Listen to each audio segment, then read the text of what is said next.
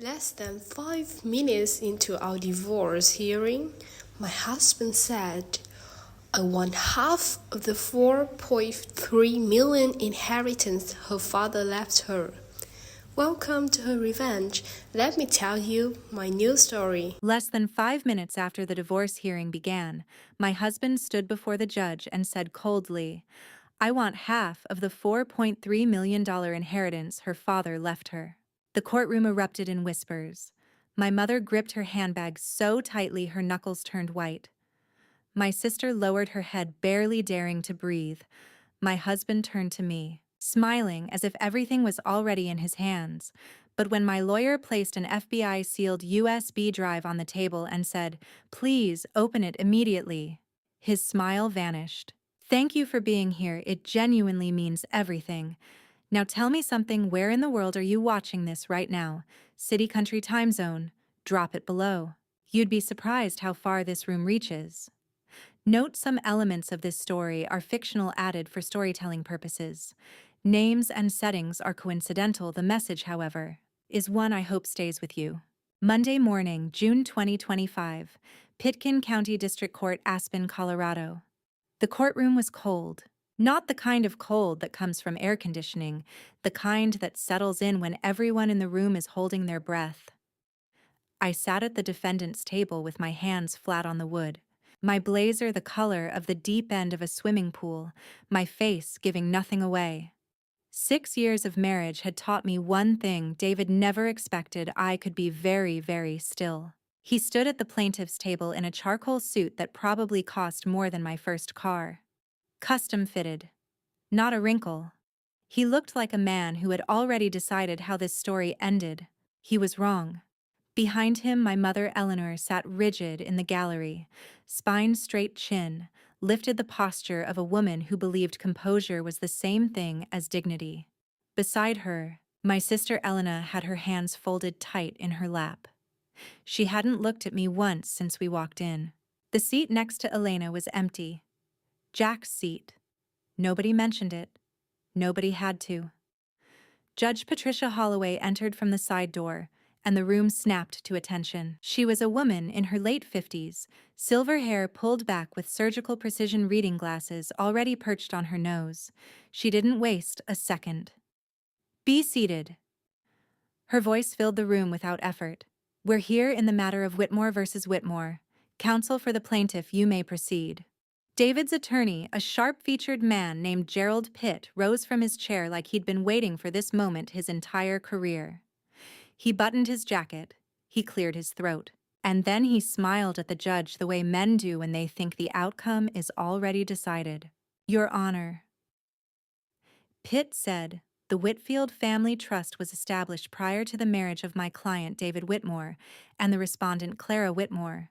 However, under Colorado's Equitable Distribution Statute, Revised Statute 1410-113, assets that have been actively contributed to, managed, and grown during the course of a marriage may be subject to division. My client personally advised, managed, and contributed to the development of this trust over the course of 6 years. We are therefore requesting full division of the trust's current appraised value, $4.3 million. The number landed in the room like a stone dropped in still water. I watched the ripple move across the jury box, across the gallery. Judge Holloway didn't flinch. She set her pen down with deliberate care and looked at Pitt over the rim of her glasses. Counselor, she said, do you understand the legal burden you are assuming by classifying a pre-marital inherited asset as marital property? Pitt didn't hesitate. We are fully prepared to meet that burden, Your Honor. Mr. Whitmore was directly and personally involved in the trust's management and growth. The financial records will demonstrate. I'll review those records when they are entered into evidence, Holloway said. Not before. She turned to Marcus. Counsel for the respondent. Marcus stood. Marcus Reed had been my attorney for 4 years and my friend for longer than that. He was the kind of man who spoke quietly because he never needed to raise his voice. He picked up a single sheet of paper, glanced at it briefly, and set it back down. Your Honor. Marcus said, The Whitfield Family Trust was funded entirely by Clara's father, Thomas Whitfield, before Clara and David Whitmore ever met. It was never commingled with marital funds. It was never used as collateral for shared debt. It was never jointly managed. Any involvement by Mr. Whitmore was incidental and unilateral. Under Colorado law, this trust is separate property. Full stop. Pitt was already on his feet. Your Honor. Sit down, Mr. Pitt, Holloway said. She didn't raise her voice either. Pitt sat. David turned from the plaintiff's table, just slightly, just enough to look at me. There it was, that smile. Small, patient. The smile of a man who believed he had already won because he believed he was the only one who had been playing. I gave him nothing. Not a blink. Not a breath. Marcus leaned down, his voice barely above a whisper. Ready. I've been ready, I said, for 4 years. Marcus straightened. He reached into his leather bag and placed a single item on the table, a USB drive sealed inside a red federal evidence envelope, stamped with the FBI chain of custody label. Case number printed across the front in clean black type. He looked at the judge. Your Honor, the respondent would like to submit Exhibit A for the court's review. We request permission to display the contents on the courtroom screen. Holloway looked at the envelope. Something shifted in her expression, barely perceptible, but it was there. Permission granted. The screen at the front of the courtroom flickered on. I watched David's eyes move to it. I watched the exact moment his jaw stopped working. The small, certain smile, the one he'd been wearing since he walked through the door, went still on his face for the first time all morning. There was a reason I had worn navy today, my father's favorite color. The first time I met David, he already knew my coffee order. I had thought it was charming. I had thought it meant he paid attention. It would take me 3 more years to understand what it actually meant. 3 minutes. That's how long it took for 47 transactions to dismantle 6 years of carefully constructed lies. The data filled the courtroom screen in clean, merciless columns: account numbers, transfer dates, dollar amounts, destination codes. No color, no drama, just numbers doing what numbers do best, telling the truth whether anyone wanted them to or not. Marcus stood at the center of the room with his hands loose at his sides. He didn't need notes for this part. Your Honor, he said, what the court is seeing on that screen represents 47 unauthorized wire transfers executed over a 5-year period. Each transfer originated from accounts directly linked to the Whitfield Family Trust. Each one terminated in offshore shell companies registered across 3 separate jurisdictions: the Cayman Islands, the British Virgin Islands, and a holding entity in Luxembourg. He paused. The FBI Financial Crimes Unit spent 18 months independently verifying every single transaction. The forensic audit was initially conducted by my client, Clara Whitmore, a licensed forensic accountant, and subsequently validated by federal investigators to eliminate any question of bias. That last part mattered. I had known it would come up. Gerald Pitt was already halfway to his feet. Objection, Your Honor. Pitt's voice had lost some of its earlier polish. This evidence was not disclosed within the standard discovery window. The defense had no adequate time to. Judge Holloway didn't look up from the documents in front of her. It was disclosed to your office 11 months ago, Counselor. She turned a page. Sit down. Pitt sat. Across the room, David hadn't moved. He was staring at the screen, with the particular stillness of a man whose brain has stopped processing and started simply recording. I had seen that look on clients before, the moment a person realizes the numbers they thought were buried are standing in a courtroom under fluorescent lights. I had looked at those 47 transactions thousands of times over 4 years. I knew them the way you know a scar, every edge, every depth. But watching David see them for the first time, that was something I hadn't prepared myself for. He didn't look angry. He looked like a man who had just realized the floor had been gone for a long time, and he was only now beginning to fall. Behind him, my mother Eleanor sat with her handbag pressed against her ribs, knuckles pale against the leather. Elena stared at the screen. Her face had gone the color of old paper. The empty seat beside her stayed empty. Marcus advanced to the next slide. A web of connected accounts spread across the screen, lines running from the Whitfield Trust outward, like roots, branching into numbered entities, each one a dead end designed to make money disappear. Your Honor, Marcus continued, these are not accounting errors. These are not clerical oversights. The pattern of transfers, the timing, the amounts, the deliberate use of threshold structuring to avoid federal reporting requirements demonstrates a coordinated and sustained effort to drain the Whitfield Trust of its assets over time. Pitt tried again. Objection. Counsel is characterizing evidence before it has been overruled. Holloway's pen moved across the page without stopping. Continue, Mr. Reed. David leaned toward his attorney.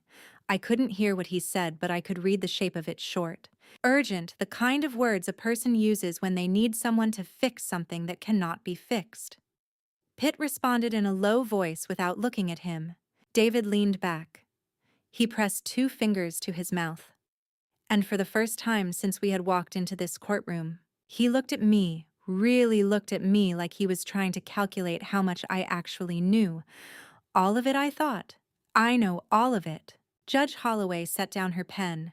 She took off her reading glasses. She looked at David with the measured, unhurried expression of someone who has spent 30 years on the bench and has learned that patience is not the same thing as kindness. Mr. Whitmore, she said, it appears you did not manage the Whitfield Family Trust. She let that settle for exactly 1 second. You drained it, systematically. David opened his mouth. I'd advise you not to respond without consulting your attorney, Holloway added. Not a suggestion, a warning. Pitt put a hand on David's arm. David closed his mouth. Marcus gathered the next set of documents, deliberate, unhurried, and turned back to the judge. Your Honor, the financial records represent only the first layer of what the court needs to understand. The 47 transfers didn't happen in isolation. They were part of something larger, something that was set in motion long before any of us were sitting in this room. He paused. To understand why we are here today, the court needs to hear what happened on Christmas Eve, December 24th, 2023. The room went very quiet. David's jaw tightened. He turned sharply toward his attorney, and whatever he said this time, Pitt had no answer for it. The older man just gave a small, almost imperceptible shake of his head. It was too late to stop this. It had been too late for a long time. Marcus looked at me briefly, one quick glance steady as a compass needle, and then he began. The drive up to our villa from the courthouse, that was how Marcus framed it to Judge Holloway. Let me take you back to where it started, Your Honor. Back to the mountain. Back to the night everything stopped being a suspicion and became a fact. December 24th, 2023. Aspen, Colorado. 9:45 in the evening. The snow outside was the kind that falls slowly, deliberately, like it has nowhere else to be. Inside the villa smelled of pine and the cedar candles David had ordered from a boutique in Denver. Downstairs, a private chef was plating the last course of our anniversary dinner, 6 years, he had said that morning, and kissed me on the forehead like a man who meant it. I had come upstairs to get his gift from my office. That was the story. The truth was simpler and older than that. I am a forensic accountant. I find what people try to hide for a living. And for the past 8 months, I had been finding things in our own house that I couldn't explain. Small inconsistencies, account discrepancies, a pattern of transfers that looked accidental until you laid them end to end and saw the shape they made. I had said nothing. I had watched. And every evening before bed, I checked the security feed from the hallway cameras, a habit so automatic it had become as unremarkable as locking the front door. Our villa had a full home security system. Cameras in the entryway, the kitchen, the main hallway on the 2nd floor. Standard coverage for a property at this price point. It was in the insurance documentation. It was in the home inspection report David had signed when we bought the place. The hallway camera on the second floor covered the corridor outside our bedroom. The bedroom door was ajar. I opened my laptop, pulled up the live feed, and saw them. David and my sister Elena. They were standing just inside the bedroom doorway, close enough that their voices were barely above a whisper, but the camera's audio pickup was good, and the hallway was quiet. And I heard every word with the kind of clarity you only get when the world goes completely still. I had wondered in the back of my mind how many times they had stood exactly like that in exactly that spot. The answer was obvious in the way they moved around each other, no hesitation, no awkward angles. This was not a first conversation. This was not even close. David glanced toward the staircase. Satisfied. He looked back at Elena. After tonight, we don't have to pretend anymore. His voice was low, unhurried, the voice of a man running a meeting, not a man standing in his wife's house on their wedding anniversary. She signs the authorization, Jack moves everything before 11, and by morning, the trust is gone. Elena shifted her weight. You're sure she'll sign? Clara isn't stupid, David? She trusts me. He said it the way you state a fact about weather. 6 years, and I've never given her a reason not to. A brief pause. Then quieter. The mountains are beautiful this time of year. Accidents happen up here, Elena. This time, we make sure. The room on my screen went very still. So did I. Elena was silent for a long moment. When she spoke, her voice was careful, not horrified, just calculating. How long after? Long enough to look natural. Another pause. And the authorization, Elena asked. Downstairs on the table, David said. Between the dessert plates and the wine. She'll think it's a property renewal form. She signs things I put in front of her. He almost smiled. She always has. I sat without moving and counted. 43 seconds. That was the distance between understanding what I was hearing and being able to pick up my phone. I had run scenarios for months. I had built spreadsheets, cross-referenced dates, traced account numbers through 3 layers of shell entities. I had been prepared for financial fraud. I had been prepared for betrayal. I had even been prepared for the authorization form. Marcus and I had discussed it 2 weeks earlier, and I had known something was coming. I had not been prepared for long enough to look natural. My hands were steady. That surprised me even then. I dialed Marcus. He picked up on the first ring. Clara. Not a question. He had been waiting. It's tonight.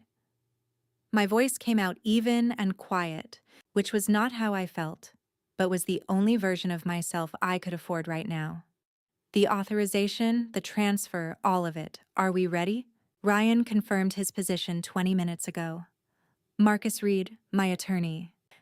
The man who had spent 4 years building this case alongside me spoke with the calm of someone who had also been waiting a long time for this particular phone call. Everything is in place. Miller has 2 units on standby at the base of the mountain. Don't let them see your face until you're ready. Understood.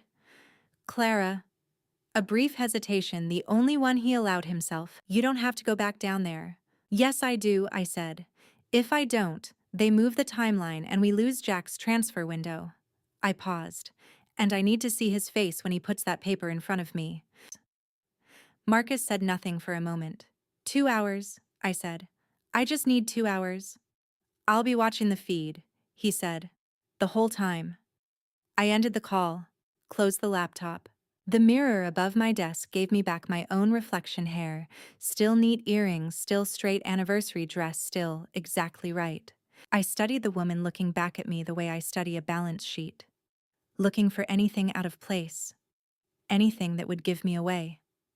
I found nothing. I adjusted one strand of hair. I set my expression warm, relaxed, a woman coming back downstairs with her husband's gift, and nothing heavier than gratitude on her mind. Then I looked at myself one more time and thought, 6 years.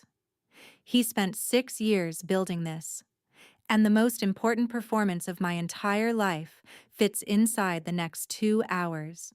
I picked up the gift box from my desk. I opened the office door, and I walked back toward the sound of the music playing downstairs, toward the candlelight and the wine and the man who had just told my sister that accidents happen in the mountains. The living room looked exactly like a photograph of happiness. Fireplace burning low and steady.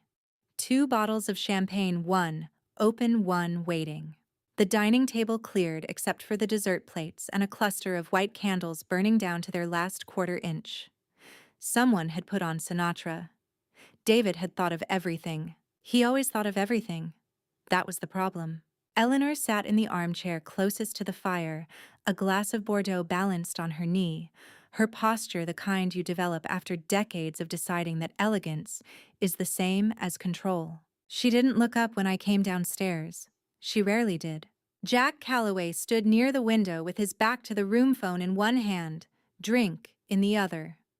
My brother-in-law, Elena's husband, senior VP at a private wealth management firm in New York. On paper, he was the most legitimate person in the room. On paper. Elena appeared at the top of the stairs a few minutes after I did. Her hair had been adjusted. A strand that had been loose was now pinned back. She descended like nothing had happened, which was, I had to admit, something she was very good at. David was already moving toward me, 2 champagne flutes in hand, his smile doing exactly what it was designed to do. "There you are," he said, and pressed a glass into my hand, like punctuation. "Here I am," I said. He guided me toward the table. A small gift box sat at my place, setting white, tied with a thin gold ribbon. He watched me pick it up with the expression of a man presenting something precious. "Open it," he said. Inside a fountain pen, brushed gold, the kind that costs more than most people's monthly rent. Beautiful, deliberate. And beneath it, folded into quarters and tucked against the velvet lining like an afterthought, a document. I lifted it out. David's hand came to rest on my shoulder, warm and steady. "Just a year-end trust restructuring, sweetheart. Marcus actually recommended it a few months back. We need your signature tonight to hit the filing deadline." He kept his voice light. Anniversary light. Nothing to worry about light. I looked at the paper. 2 pages. Dense legal language, the kind designed to make a person's eyes slide off the page. Whitfield Family Trust. Transfer of administrative authority. A signature line at the bottom with my name pre-printed beneath it.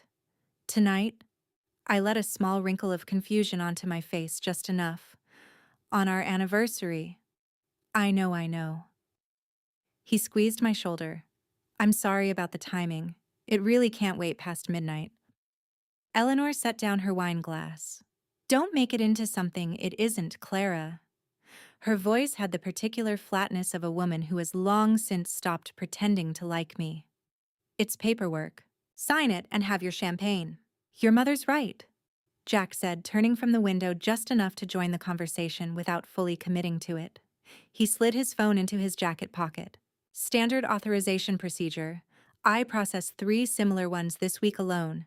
15 minutes of your time, then it's done." I looked from David to Eleanor to Jack. 3 people in a room, each one holding a different piece of the same story, each one watching me with the patient, careful attention of people waiting for something they've already decided is going to happen. "Of course," I said. "Let me read through it first." David exhaled. Just slightly. Just enough. That was the moment I had been waiting for. Not the document, not the pen, but that single quiet exhale. The relief of a man who had been holding his breath without realizing I was counting it. I was halfway through the first page when Sarah came in from the kitchen. Sarah Pemberton had kept this house running for 11 years before David and I ever moved in. She was 61, unhurried, with the kind of face that had long since stopped revealing what she was thinking. To everyone in that room, she was invisible in the way that good staff becomes invisible, present, efficient, unremarkable. She carried a tea tray to the side table and began setting it out with her usual quiet economy of motion. Then she leaned forward to place the last cup, and in that brief angled moment, she looked directly at me. Not a glance, a look, specific and deliberate. Then her eyes moved upward to the antique pendulum clock mounted above the mantel. the one that had been in the house since before either of us arrived. The one with the small brass fitting on the back that had been there as far as David knew since the day it was installed. The red indicator light on that fitting blinked 3 times. Slow. Measured. I looked back at my document. Sarah straightened, collected her empty tray, and left the room without a word. She and I had developed that signal 8 months ago when we first understood what we were dealing with. 3 blinks meant the same thing it had always meant: recording. Everything is going to the server. You are not alone in this room. My phone vibrated once in my clutch, a single pulse, the setting I used only for this number. I didn't take it out. I already knew what it said. We had rehearsed the timing a dozen times. Unknown number, Ryan Cole, FBI Financial Crimes. The message would read J online. Transfer window open. 90 minutes. Which meant Jack had already initiated the scheduled transfer sequence from somewhere in this room, most likely from the phone he'd just put away. Which meant the window was real and the clock was running. I set the document down on the table, smoothed it flat, and looked up at David. I need my reading glasses, I said. I left them in the study. He blinked. I can get them. No. I was already standing. Stay, I'll be 2 minutes. He settled back, perfectly comfortable, perfectly certain. I walked toward the staircase at exactly the pace of a woman who needed her reading glasses and nothing else. And I did not let my hands shake until I was past the landing and out of his line of sight. They weren't shaking because I was afraid. They were shaking because I had been in that room for 11 minutes, watching 3 people coordinate a theft, and a worse thing than a theft. And the only move available to me was to go upstairs for 2 minutes and come back down and keep performing. I pressed my back against the wall at the top of the stairs and took 1 breath. 1 was all I allowed. Then I pulled out my phone and typed 4 words to Marcus: authorization unsigned, transfer running. His reply came in under 10 seconds. Good, stay in position. I put the phone away.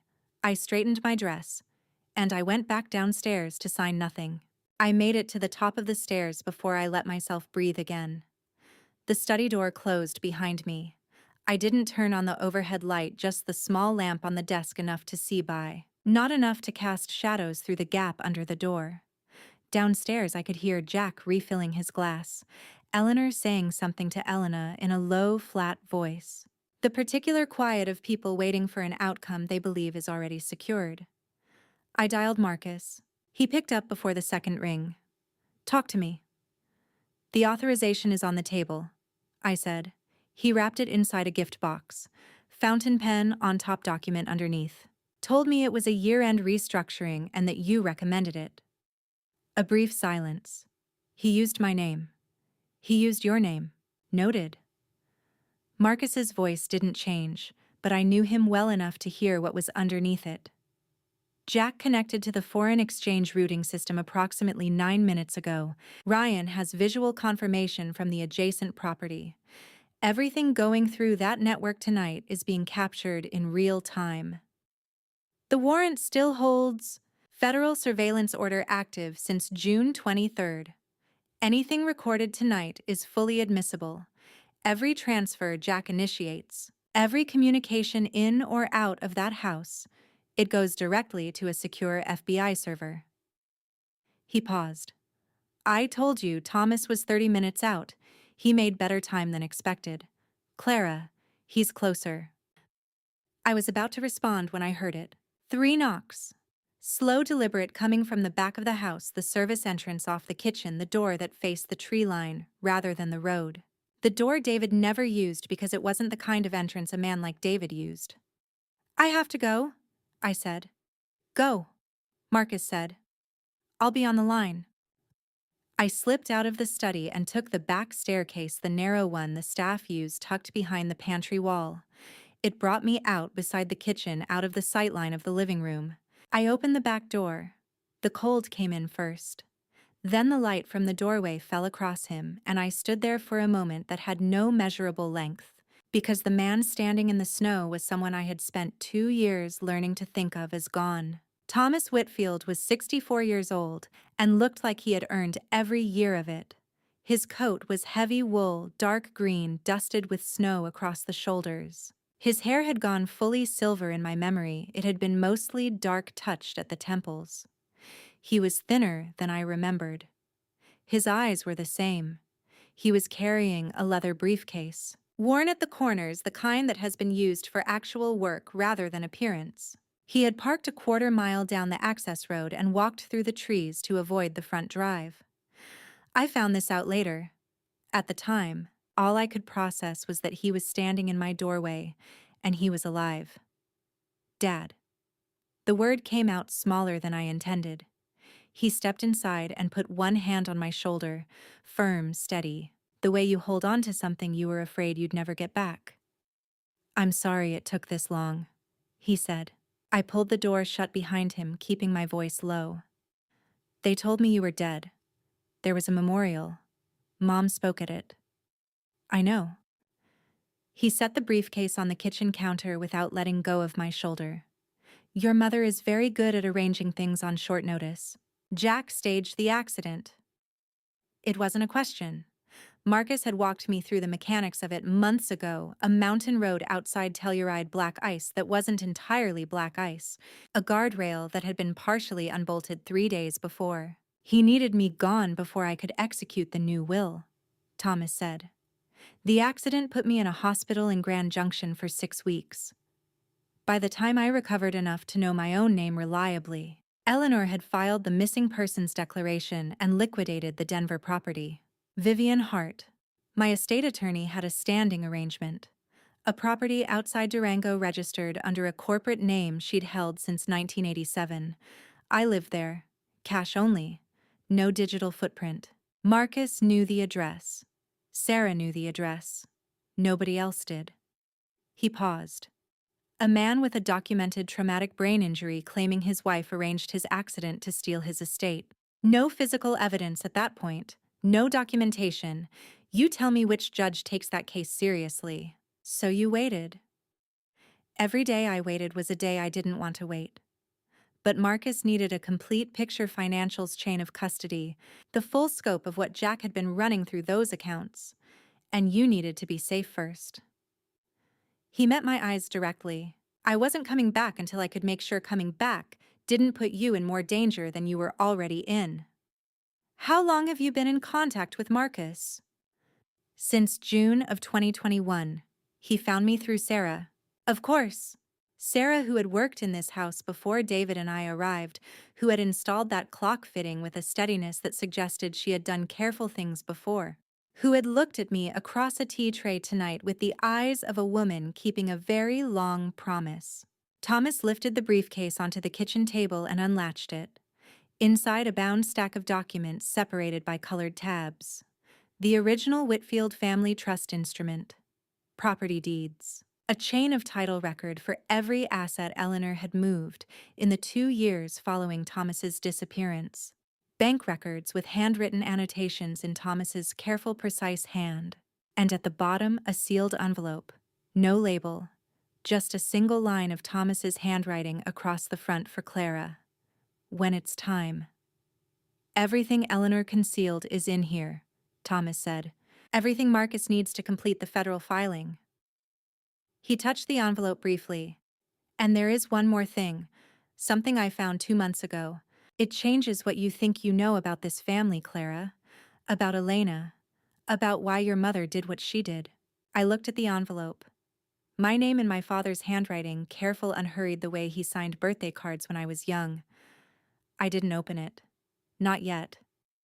Because from somewhere below us, through the floor and the walls and the music that was still playing in the living room, David's voice drifted up the staircase. Sweetheart. Warm. Patient. The voice of a man who had no idea the back door had just opened. The champagne's getting warm. Thomas and I looked at each other across the kitchen table. 2 hours, I said quietly. Not to him, to myself. Reminding myself of the only number that mattered right now. I'll be here, Thomas said. I'm not going anywhere. Not this time. I closed the briefcase, left the envelope where it was, and I straightened my shoulders, put warmth back into my face, and walked toward the sound of my husband's voice. I held up one finger toward my father and turned to face the doorway. Still looking, I called up toward the staircase. The left drawer is a disaster. Give me one more minute. David's footsteps paused on the stairs. A beat of silence, the kind where a person decides whether to push or wait. Then, take your time. His voice had the texture of a man who could afford to be patient because he believed the outcome was already settled. The footsteps retreated. I turned back to the kitchen table.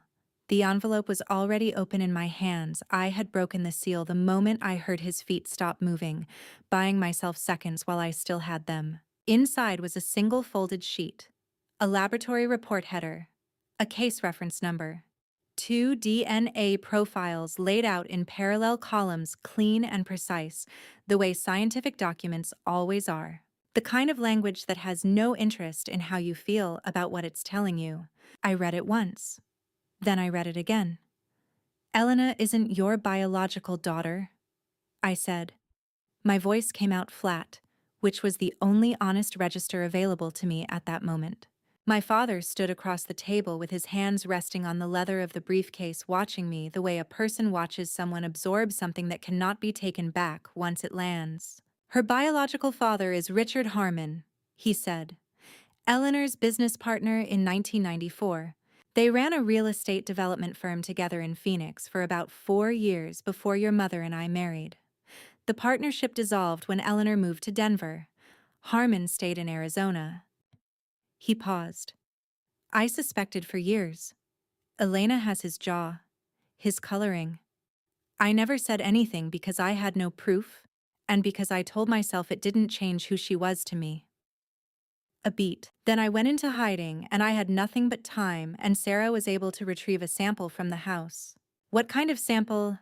A hairbrush from Elena's old bathroom, the one on the 3rd floor she stopped using 2 years ago. Sarah sent it through a private laboratory in Denver under a reference name. He glanced at the report. It took 8 weeks. The result was not close. I set the document on the table. Richard Harmon. A name I had heard exactly once in passing.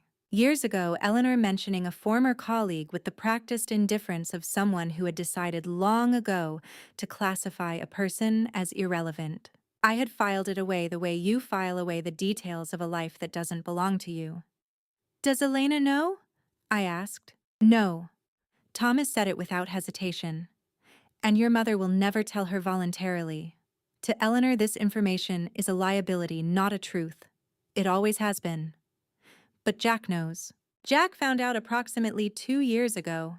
We believe he accessed Eleanor's personal files through the joint account infrastructure he set up for her, the same network he uses for the offshore transfers. He's been using it as leverage ever since. Thomas's voice carried the particular weight of a man who has had a long time to think about people's worst decisions. Jack told Eleanor that if she didn't cooperate fully with David's plan, didn't actively support pressuring you into signing, didn't provide access to certain family financial records, he would tell Elena everything. I pulled out the chair beside the table and sat down. Not because I needed to, because I needed 30 seconds to let the picture finish assembling itself. Eleanor had never liked me.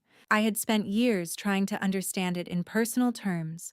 The wrong daughter, the wrong temperament. Not soft enough, not obedient enough, never quite what she wanted a daughter to be.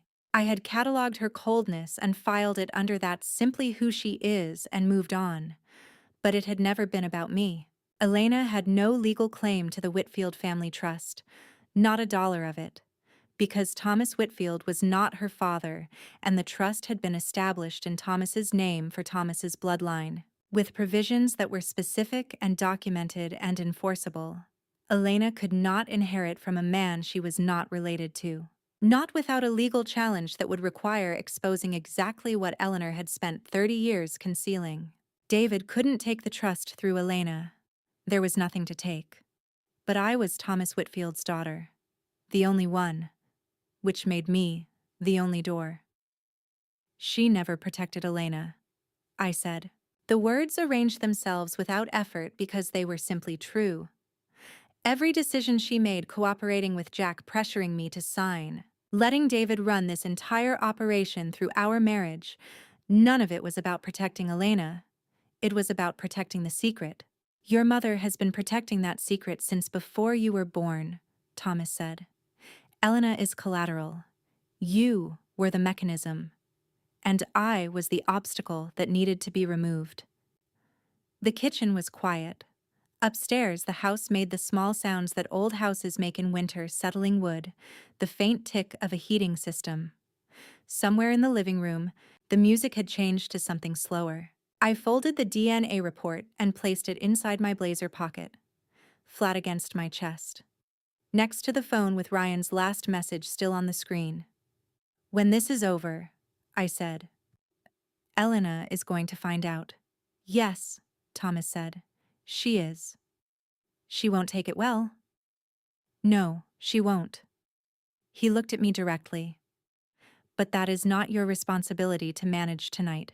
The footsteps were back on the stairs. Closer this time and moving with more purpose, David had run out of patience, which meant his confidence was beginning to develop its first crack. Clara. His voice was still warm, still controlled, but there was something underneath it now. A tightening. Everything all right up there? Thomas looked at the kitchen door. Then at me. I stood up, pressed my hand over his for 1 second long enough to feel the steadiness in it, the same steadiness I had been trying to locate in myself for the past 20 minutes. Stay here, I said quietly. Don't come out until I call you. Not for any reason. I'll be here, he said. The same words he had used upstairs with the same weight behind them. A promise that meant something different now than it would have 2 hours ago, because now I knew exactly how long he had been keeping it. I stepped out of the kitchen. The hallway was dim lit only by the spillover from the living room.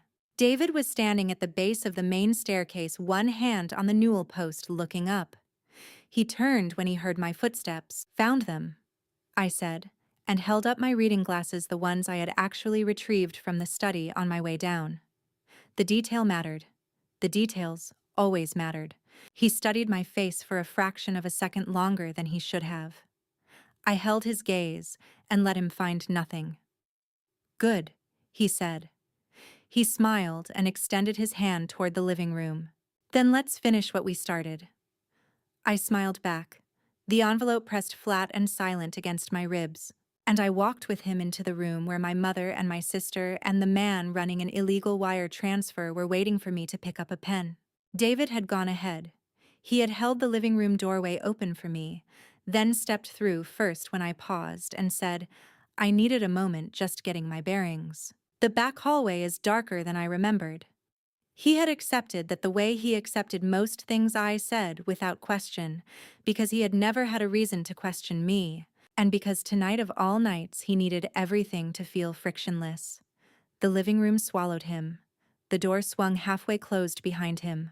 And from the kitchen on my left, the main kitchen, not the back one where my father was sitting with a closed briefcase and 30 years of patience voices. I did not move toward them. I pressed myself into the angle where the hallway turned just outside the kitchen doorway, and I listened. Jack's voice first. Low, efficient. The voice of a man running a transaction, rather than having a conversation. Transfer window opens at 10:30. By 11, everything clears to Geneva. She needs to sign within the next 45 minutes. A pause. The sound of a phone screen being tapped. The routing is clean, Jack continued. 3 intermediary accounts before it hits the Geneva shell. By the time anyone flags it, it's already been split into 4 tranches and rerouted through Luxembourg. Untraceable inside 72 hours. Eleanor's voice. She'll sign. David knows how to manage her. I had heard my mother say a great many things over the years that I had filed away and declined to examine too closely. That one landed differently. He knows how to manage her. Said the way you discuss a system that has been stress-tested and found reliable. And my account? Jack asked. 700,000, as agreed. After the transfer clears, not before. I'll need confirmation before midnight. You'll have it. A brief silence. Stop treating me like I haven't held up my end of this, Jack. I've done everything you asked. Jack made a sound that was not quite agreement. You've done what was necessary to protect yourself. That's not the same thing. Eleanor didn't respond to that. Smart woman, I thought. There was no good answer to it because he was right. Everything Eleanor had done in the past 2 years had been in service of one objective: keeping the secret that Jack had found and turned into a leash. Not protecting Elena, not building anything, just surviving the leverage. One more thing, Jack said. Thomas, you're certain he's not a factor?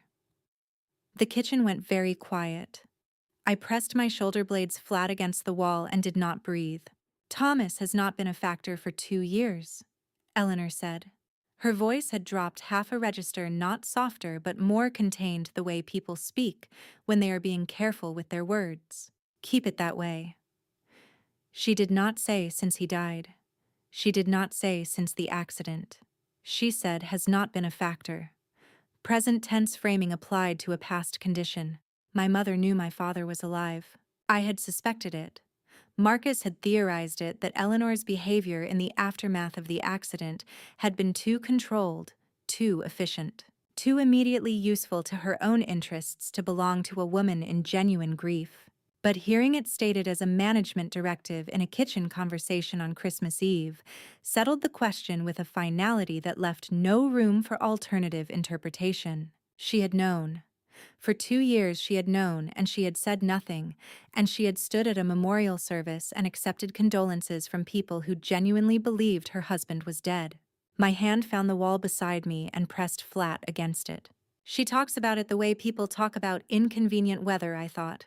My father's absence from my life from 2 years of holidays and phone calls and moments I had spent learning to carry the weight of had been to my mother a matter of logistics, a variable managed and set aside.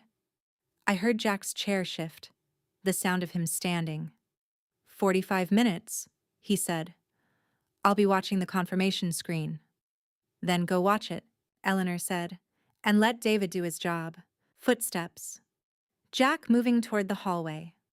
I stepped back around the corner, silent, and kept walking toward the living room as though I had come from the direction of the study stairs.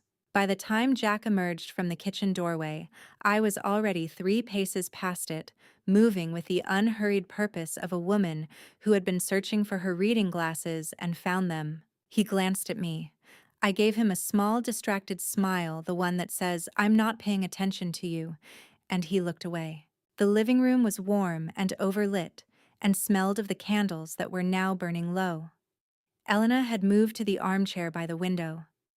The authorization form was still on the coffee table, exactly where David had left it. He was standing beside the bar cart, refreshing 2 glasses, his back to the room, and he turned when he heard me come in, and the relief that moved across his face lasted just long enough to confirm that those 45 minutes mattered more to him than he had let show. There you are. He smiled and crossed the room with both glasses.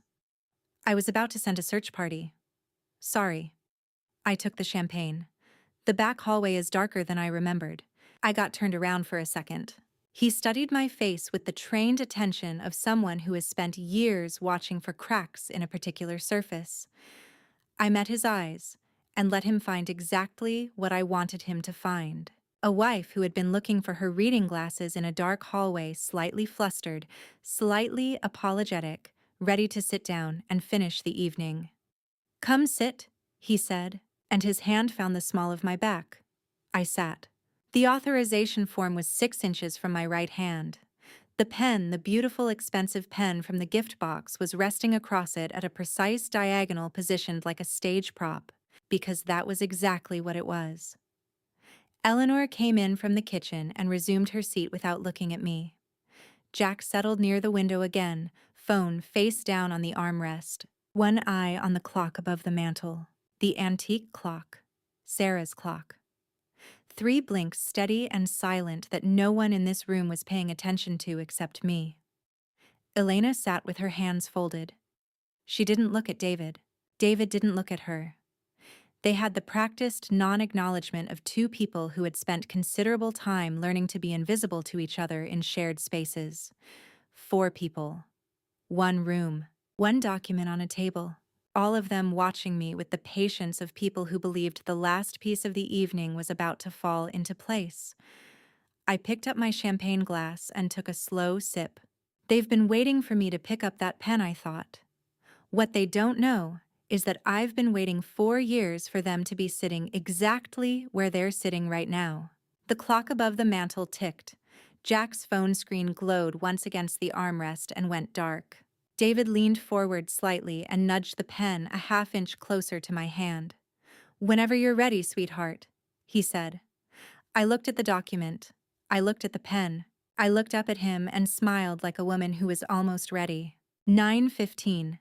I know the exact time because I was watching the clock above the mantel. Sarah's clock, with its steady brass pendulum and its small secret, and because every minute from that point forward had a weight to it that I had been anticipating for 4 years. Jack came back from the hallway with his phone in his hand and the particular expression of a man whose patience has a hard edge beneath it. "We need the signature now, Clara." He didn't sit. He stood near the end of the coffee table, which placed him between me and the door in a way that I doubted was accidental. 45 minutes. After that, the transfer window closes and we restructure the entire timeline. I looked up from the document with the measured calm of someone who is reading carefully and finds the interruption mildly irritating. "I'm almost through the second page." "You've been on the second page for 12 minutes. "It's a complex document, Jack." He opened his mouth, closed it, set his phone face up on the armrest so he could watch the screen without looking like he was watching the screen. Eleanor stood up. She crossed the room with the deliberate economy of a woman who has decided that a certain performance is no longer worth the energy it requires. The warmth she had been wearing all evening, that careful social warmth, the kind that costs nothing and means less, was gone. What replaced it was something I recognized from childhood. The face she used when she had calculated that directness was more efficient than persuasion. "Stop stalling," she said. "This is for the family." "I'm not stalling. I'm reading." I turned another page. "This is a $4.3 million instrument, Mom. I'd like to understand what I'm signing." "You understand perfectly well what you're signing. Then it won't hurt to give me 5 more minutes." She looked at David. The look said, "Handle this." David moved. He came around the back of the sofa and sat beside me, close the way a husband sits when he wants the proximity to do work that words can't do as efficiently. His hand found my knee. "Warm, practiced. Every clause in that document protects you," he said. His voice was the one I had married, steady, reasonable, the voice of a man who had never given me a reason not to trust him. I put it together with the estate attorney myself. "It's a restructuring for tax efficiency, nothing more." A brief pause. "I give you my word, Clara." I looked at him. I let myself hold his gaze for exactly the right amount of time, long enough to appear to be weighing it, short enough not to appear suspicious. "Your word," I said. "My word." 6 years, I thought. He's been giving me his word for 6 years, and I have spent the last 4 of them documenting exactly what it's worth. I looked back at the document. Sarah came in from the kitchen. She moved the way she always moved, unhurried, precise, carrying the tea tray with the quiet competence of someone who has been doing this particular job long enough that the room barely registers her presence. She set the tray on the side table, arranged the cups, and when she leaned forward to place the last one near my end of the sofa, her wrist passed close to mine, and for one brief, deliberate moment, she pressed 2 fingers against the inside of my wrist. Not a touch. A signal. I looked up at the clock. The red indicator light blinked 3 times. Slow. Measured. The same rhythm it had used in Task 4. The same rhythm we had agreed on 8 months ago when Sarah and I had worked out the details of what we were building and what we would need to prove it. Recording. Everything is going to the server. You are not alone in this room. My phone pulsed once in my blazer pocket, a single vibration, the setting I used only for 1 number. I didn't reach for it. I already knew. Ryan's message would be 4 words or fewer because Ryan Cole communicated the way good agents do, with the minimum necessary language and no room for misinterpretation. All parties captured. Are 4 people in this room speaking freely on record under a federal surveillance order that had been active for 18 months. Every word Jack had said about the transfer window. Every word Eleanor had said about managing me. Every word David had said about his word. All of it going to a secure server in Denver, time-stamped chain of custody intact, admissible in a federal court proceeding. I picked up the pen. The room responded immediately, a collective shift barely perceptible, the way a room full of people exhales when something they've been waiting for finally begins to happen. Jack's hand moved to his phone. Eleanor's chin lifted. David's hand tightened slightly on my knee. I positioned the pen above the signature line. Then I stopped. Actually, I set the pen down against the document, not away from it. Against it, the gesture of someone pausing rather than refusing. There's one clause I need Marcus to clarify. Section 4, paragraph 3. The language around administrative transfer authority is broader than I expected. I looked up at David. It'll take 10 minutes. It's just procedure. The shift in the room was immediate and specific. David's expression didn't break, but something in it reorganized. The smile stayed, but the ease behind it didn't. Jack looked at his phone, then at Eleanor. Eleanor looked at David with an expression I had not seen on her face before the first draft of something that was not quite confidence. Your attorney doesn't need to be involved in a routine filing, Eleanor said. This is a $4.3 million instrument, I said. You said so yourself? I said it's routine. Then Marcus will confirm that in 10 minutes and I'll sign. Silence. Jack checked the time. 9:18. He ran a calculation that I could see moving behind his eyes. 42 minutes, remaining 10 minutes for Marcus, 32 left for the transfer to process. Tight. Possible. The math still worked and he knew it. Fine, Jack said. The word came out clipped. 10 minutes. I reached for my phone with the deliberate calm of a woman making a routine call to her attorney. David watched my hand. Eleanor watched my face.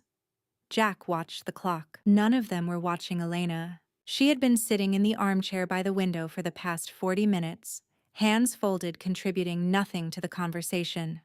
The perfect still point in a room full of moving pieces. I had noticed her the way you notice furniture present accounted for not requiring active attention. But when I glanced across the room to find a neutral point to rest my eyes while I dialed, I saw her face. She wasn't looking at me. She was looking at Jack. Not the way a wife looks at her husband. The way a person looks at someone they have just finished making a private calculation about. Something had shifted in Elena's expression in the last 3 minutes. Something quiet and unannounced that had the texture of a decision being made rather than a reaction being had. I did not know what she had decided.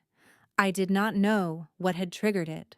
What I knew and noted with the part of my mind that never fully stopped cataloging was that Elena had been silent all evening by design, and she was now sitting up straighter in her chair. David checked his watch. 9:18. Jack's screen lit up and went dark. Eleanor looked at David. David looked at me. And Elena stood up. I need to say something, she said. The room went very still.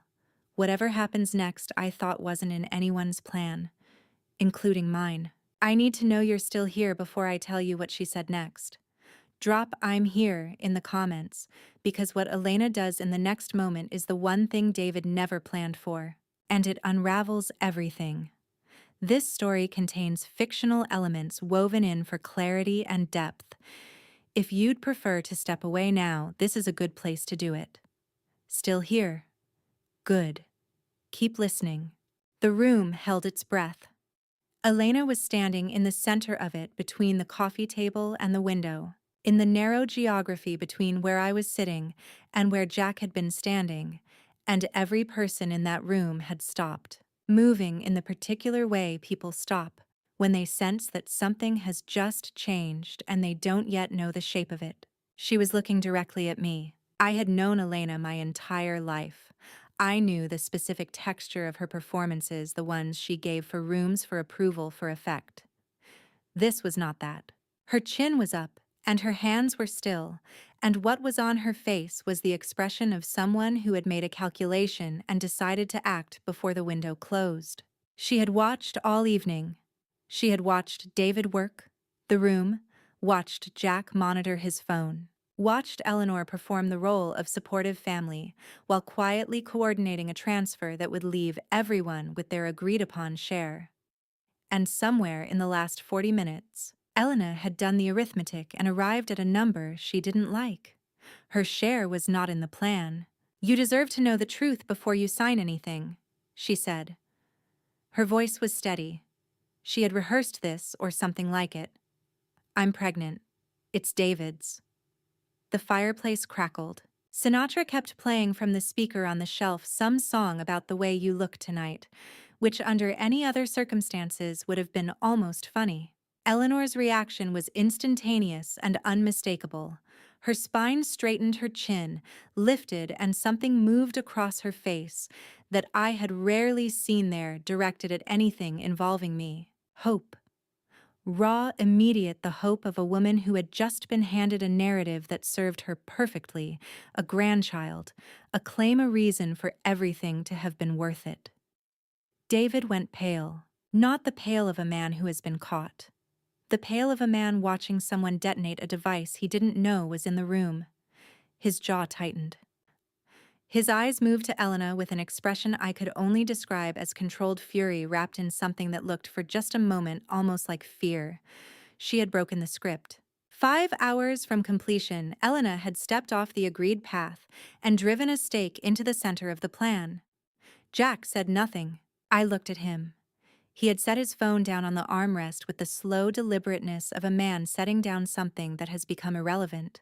He was watching Elena with an expression I had never seen on his face in the 2 years I had known him. Not anger, not calculation. Something quieter. Something that was working through several things at once and arriving at each of them separately. His wife, his brother-in-law, a child. A child that, if it existed, would have a claim on assets Jack had spent 2 years engineering. "I'm sorry." His voice was flat, completely flat. The way a surface goes flat when all the texture has been removed. "Could you repeat that, Elena?" Not a question, the sentence shape of a question with none of its actual function.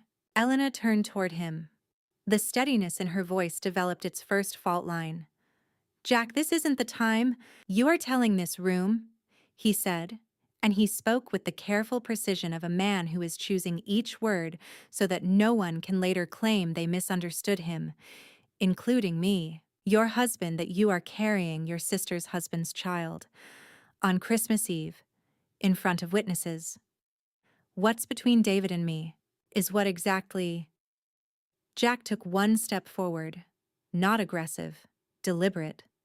"Because I have spent considerable time and resources on an arrangement that required your full cooperation, and I am now wondering whether you have been operating from a separate agenda this entire time." "You want to talk about separate agendas?" Elena's voice climbed. "You have been running money through my family's accounts for 2 years, Jack. Don't lecture me about—" "That's enough." David's voice cut across the room, sharp, the voice he used when he needed to stop something before it became uncontainable. Jack turned to him. "You," Jack said, and the single word carried the full weight of everything he had just calculated. "Need to be quiet." David opened his mouth. I said quiet. Jack's voice did not rise. It didn't need to. "You brought your affair into a financial operation that required precision and discretion, and now your girlfriend has just announced a pregnancy in a room with witnesses and a ticking transfer window. So you will sit down and you will not speak again until I tell you to." David sat down.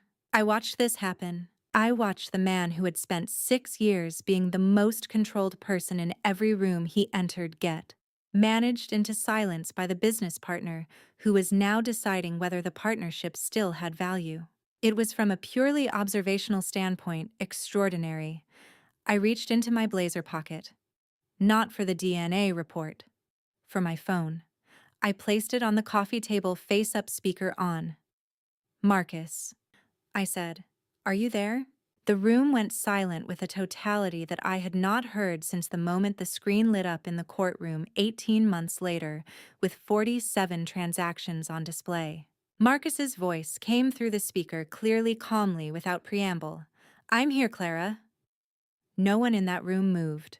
Eleanor's hope had left her face.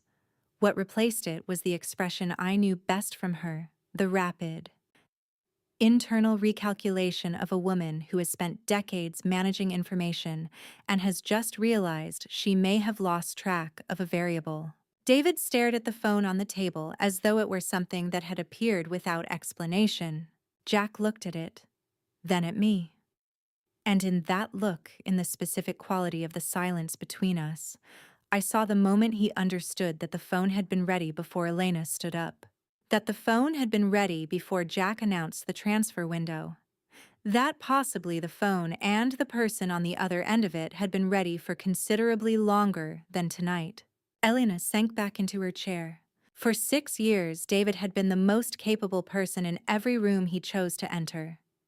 He had studied the rooms before he walked into them.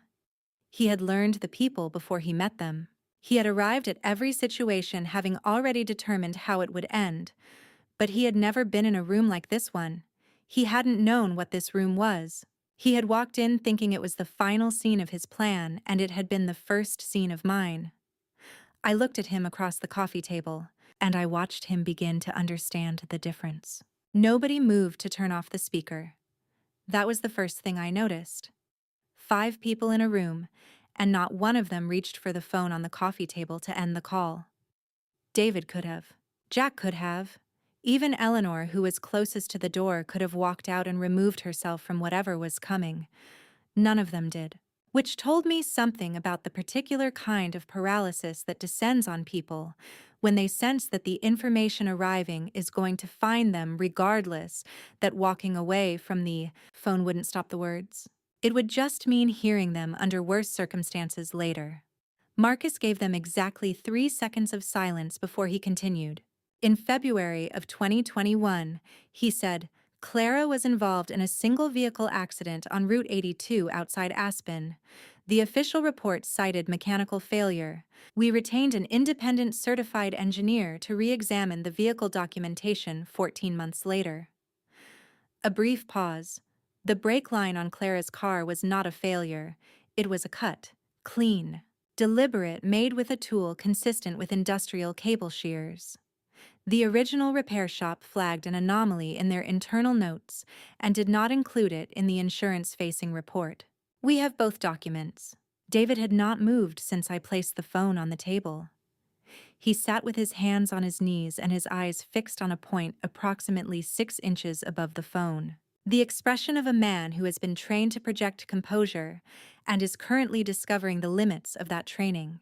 Additionally, Marcus continued, cellular records subpoenaed under the federal investigation show that David placed a call to Elena at 7:43 in the morning on the day of the accident. Clara left the house at 8 o'clock. The call lasted 4 minutes and 12 seconds. Elena's jaw tightened. 3 hours and 17 minutes after the accident was reported. Marcus said, David filed an insurance claim on Clara's vehicle policy. The beneficiary designation on the associated life insurance policy had been updated 6 weeks prior. Jack picked up his phone, not to make a call to check the time. With the automatic reflex of a man whose entire evening has just been restructured around a variable he didn't account for. David turned to Elena.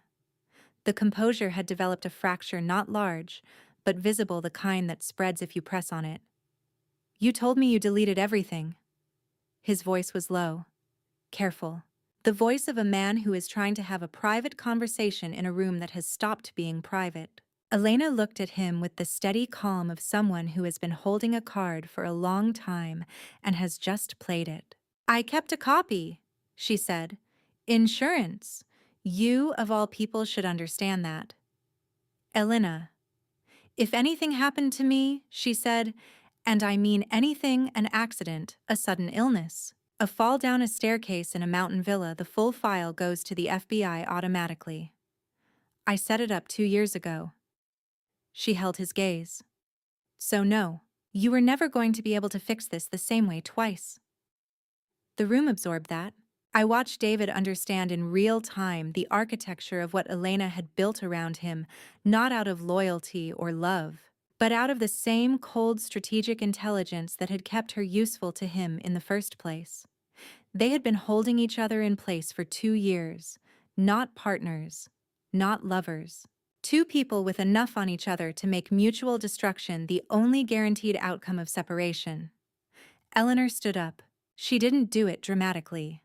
She simply rose from her chair with the slow deliberateness of a woman whose body has decided to move before her mind has finished processing the reason. She stood in the middle of the room and looked at David with an expression I had never seen on her face, not anger, not calculation. Something rawer than either. You tried to kill my daughter. She said it quietly, not a question. Eleanor. David's voice had recovered some of its steadiness. This is out of context. The accident. You told me this was about the money. Her voice did not rise. It went flatter, which was worse. You told me Clara would sign the transfer would clear, and that was the end of it. You told me nobody was going to get hurt. Nobody did get hurt. Because the brake line didn't work the way you needed it to. Eleanor's voice finally found an edge. Not because you didn't try. Eleanor, Jack said. Don't. She turned to him. Don't manage me right now, Jack. Jack closed his mouth. I looked at my mother standing in the center of the room, a woman who had conspired to steal from her own daughter who had known her husband was alive, and said nothing, who had allowed a 30-year lie to run her family into the ground, and I watched the specific narrow line she was drawing. She would steal. She would lie. She would look the other way on fraud and extortion and the quiet erasure of a man's existence. But murder apparently was on the other side of the line. The distinction still mattered to her. I noted it. I did not find it comforting, but I noted it. Clara. My voice, when I finally spoke, surprised me. It came out steady and direct, and without any of the weight I had been carrying for 4 years. I was looking at David. 3 years planning, 6 years executing. Was any part of it real? He looked at me. For the first time all evening, David Whitmore had nothing prepared for the silence. No version of himself available that could answer that question and still be believed. He opened his mouth once, then closed it. The phone on the table stayed on. Marcus stayed quiet, the quiet of a man who understands that some moments need to complete themselves without intervention. Jack stood up. He moved to the window and stood with his back to the room for a moment, not looking at the snow, I realized, but at the reflection of the room in the dark glass, watching everyone behind him without appearing to. Running numbers I couldn't see the end of. He had come into this evening with a transfer window and a $700,000 arrangement and a clear sequence of events. What he had now was a room full of exposed conspirators, an FBI line open on a coffee table, a wife who had just made herself a liability, and a partner who had attempted murder with insufficient planning. Jack was many things. Sentimental was not one of them. He's about to make the most important decision of his life, I thought. And Marcus is about to make it for him. Jack had one hand on the back of his chair and his eyes on the door when Marcus spoke again. Jack. Not a question, not a warning, just his name, delivered with the specific weight of a person who needs someone to stop moving for 30 more seconds. Before you decide which side of this evening you're standing on, there's one more thing. Jack stopped. He didn't turn around, but he stopped. The FBI recovered a draft document from David's personal email server. Marcus said, retrieved under federal search warrant in October from the server provider's archived backup, dated September 15th, 2023. A brief pause. It's a legal defense strategy memo, prepared by David's private attorney. It outlines a contingency plan for federal prosecution 1 in which all 47 unauthorized transactions are attributed to a rogue banking officer who acted without David's knowledge or authorization. The room was completely still. The officer named in the document, Marcus continued, is described as having exploited privileged access to the Whitfield accounts over a period of several years. The memo recommends a defense posture built around David's ignorance of the transactions that he was in effect the victim of an employee's financial misconduct.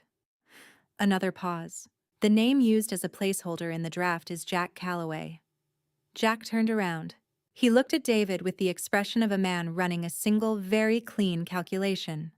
Not rage, not betrayal, just the cold arithmetic of someone who has just been handed the exact number he needed to make a decision.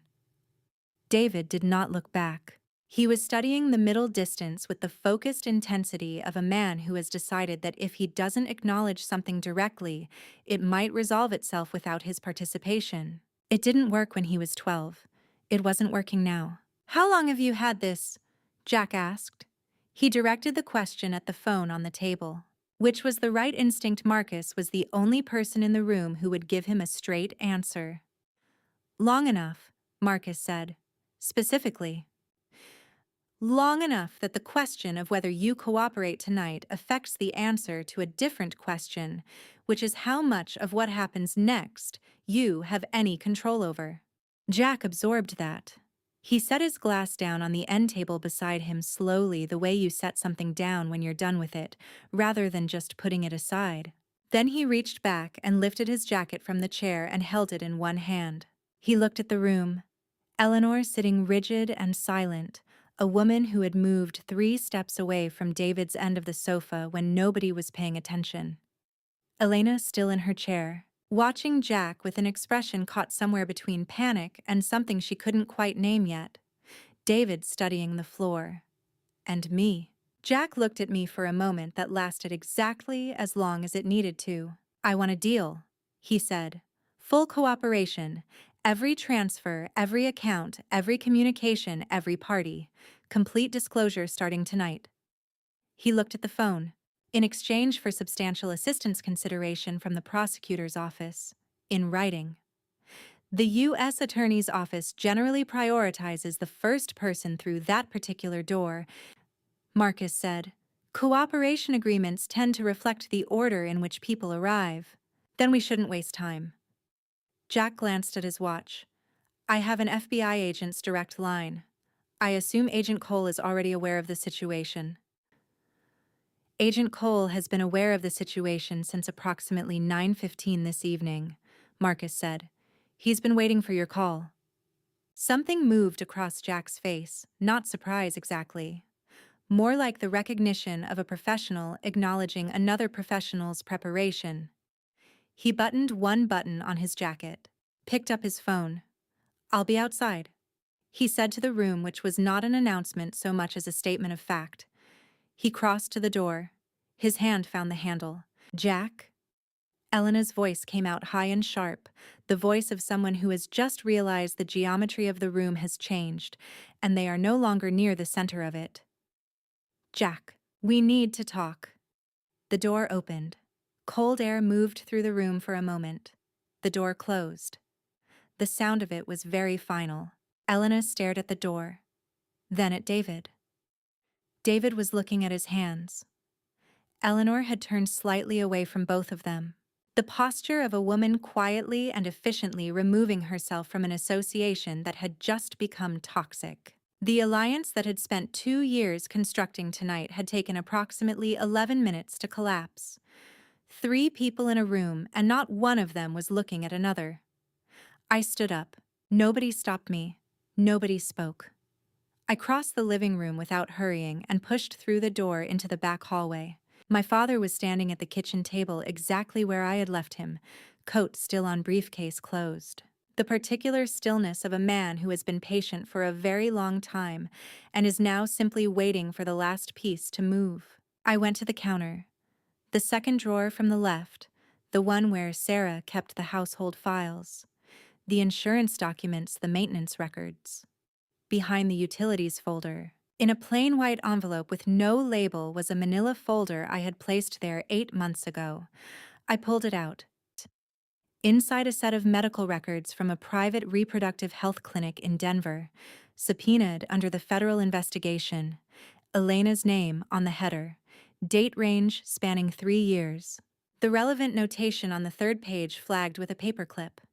I held the folder for a moment. Elena still believed she had a card to play. She believed the pregnancy gave her standing leverage over David, a claim on whatever remained after tonight, a reason for Eleanor to keep protecting her. She didn't know that the card she was holding was blank, and she didn't know that I had known it was blank for 8 months. I tucked the folder under my arm and walked back toward the living room door. I walked back into the living room the same way I had left it, without announcement, without hurry. 3 people remained. David on the sofa, elbows on knees, hands loosely clasped, the posture of a man who has run out of moves and is waiting to see which one he's being charged with first. Eleanor standing near the fireplace, arms crossed, in the specific stillness of a woman deciding how far she can separate herself from the events of the last 20 minutes without physically leaving the room. Elena in her chair, upright now, watching the door I'd come through with the expression of someone who has been recalculating since Jack's footsteps faded down the front steps. The white envelope was in my hand. I set it on the coffee table without ceremony, the same table that still held the unsigned authorization form, the expensive pen, the champagne glasses with the rings they'd left on the wood. Clara. Elena's voice came back fast, trying to reclaim momentum before I could establish any. Whatever you think you have, a court will always consider the welfare of a child. That's not something you can audit your way around. Dr. Christine Webb, I said. I didn't raise my voice. I opened the envelope and set the top document on the table, face-up oriented, so the header was readable from where Elena was sitting. Cedars-Sinai Medical Center, March 14, 2015. Bilateral tubal ligation elective procedure, fully documented, irreversible. I looked at her. You were 23. The procedure was billed through the Whitfield Family Insurance Plan back when you were still listed as a dependent. I found the insurance billing record 8 months ago. It came up during the federal audit after the warrant was issued. A surgical procedure billed through the Whitfield Family Plan while you were still a dependent. The kind of line item that looks like nothing until you know what you're looking for. I paused. You've known for 8 years that you can't have children. You just forgot that reading insurance records is how I spend my afternoons. The silence in the room was a different quality from any silence that had come before it. Not the silence of people waiting for something to happen. The silence of people absorbing something that has already happened and cannot be undone. Eleanor's wineglass was in her hand. She set it down on the mantel behind her, not carefully, just down. The sound of it harder than she intended. She was looking at Elena. Is that true? Her voice had lost its social texture entirely. What was underneath was something I hadn't heard from my mother in a long time, something unguarded, without architecture. Elena said nothing. Look at me. Eleanor moved away from the fireplace, 2 steps toward Elena's chair, and her voice dropped the way voices do when a person is trying to keep something contained that is not going to stay contained. Elena, is that true? The silence stretched. And then Elena did something I had not seen her do in the entirety of the evening. She looked away, down to the left at the floor beside her chair, which was, of course, its own answer. You used a grandchild that didn't exist. Eleanor's voice came out very quiet. You sat in my house at my table and you told me. She stopped. Started again. I have been waiting. You know how long I have been waiting for. Another stop. Her jaw tightened. I watched my mother find the specific contained fury of a woman who has just discovered that the one manipulation she never saw coming came from the person she protected the longest. She had known about the fraud. She had cooperated with Jack's leverage. She had stood at a memorial service for her living husband and accepted sympathy from people who genuinely believed her. She had done all of those things without apparently losing her footing. But this. You used my hope, Eleanor said. The word landed with a precision that I recognized it was the word she meant, not a softer version of it. You used the one thing I actually wanted and you turned it into a bargaining chip. Mom. Elena's voice came out thin and wrong. I was trying to secure our position. David was going to take everything and leave us both with, don't. The word was a door closing. Don't explain this to me as strategy. I understand strategy. I have been doing strategy since before you knew what the word meant. Eleanor's voice went colder than I had ever heard it. You lied to my face. About a child. You looked me in the eye, and you lied. You lied too, Elena said. The words came out sharper than she intended. Reflexive, defensive, the response of someone cornered and running on instinct. You've been lying for 30 years. Don't lecture me about what I have done, Eleanor said, and her voice had gone somewhere below cold, somewhere I didn't have a name for, is separate from what you did to me tonight. Those are two different conversations and we are only having one of them right now. Elena closed her mouth. David had not moved. He was still sitting in the same position, hands loosely clasped, eyes somewhere in the middle distance. He had the look of a man who has correctly identified that any contribution he makes to the current conversation will be used against him, and has therefore elected to contribute nothing. It was, in its way, the first intelligent decision he'd made all evening. I stood at the edge of the room and watched my mother look at Elena with the specific devastation of a person who has been betrayed by the one they protected most. Not the loudest betrayal, not the most legally significant, but the most personal, the one that arrived through the gap in the armor she had kept facing outward her entire life. Eleanor turned. She looked at me, not with hostility, not with the practiced social warmth she had deployed selectively over 6 years of dinners and holidays and careful distance. She looked at me, the way people look when they have run out of the energy required to maintain a particular version of themselves. Tired. And something else. Something I didn't have a word for yet. Something that was not quite an apology, because my mother was constitutionally incapable of those, but was in the same neighborhood. I looked back at her. I didn't offer her forgiveness. I didn't offer her condemnation. I simply looked at her and waited the way Marcus had taught me to wait. The way 4 years of building a case had taught me to wait, because Eleanor Whitfield had one move left and she was going to have to make it on her own terms or not at all. She understood what I was waiting for. I could see it in the way her shoulders settled, not defeat exactly. Recognition. The specific recognition of a woman who has spent her entire life managing outcomes and has just arrived at the one outcome that cannot be managed from the position she's currently standing in. She had one move left, and for the first time in her life, it was also the right one.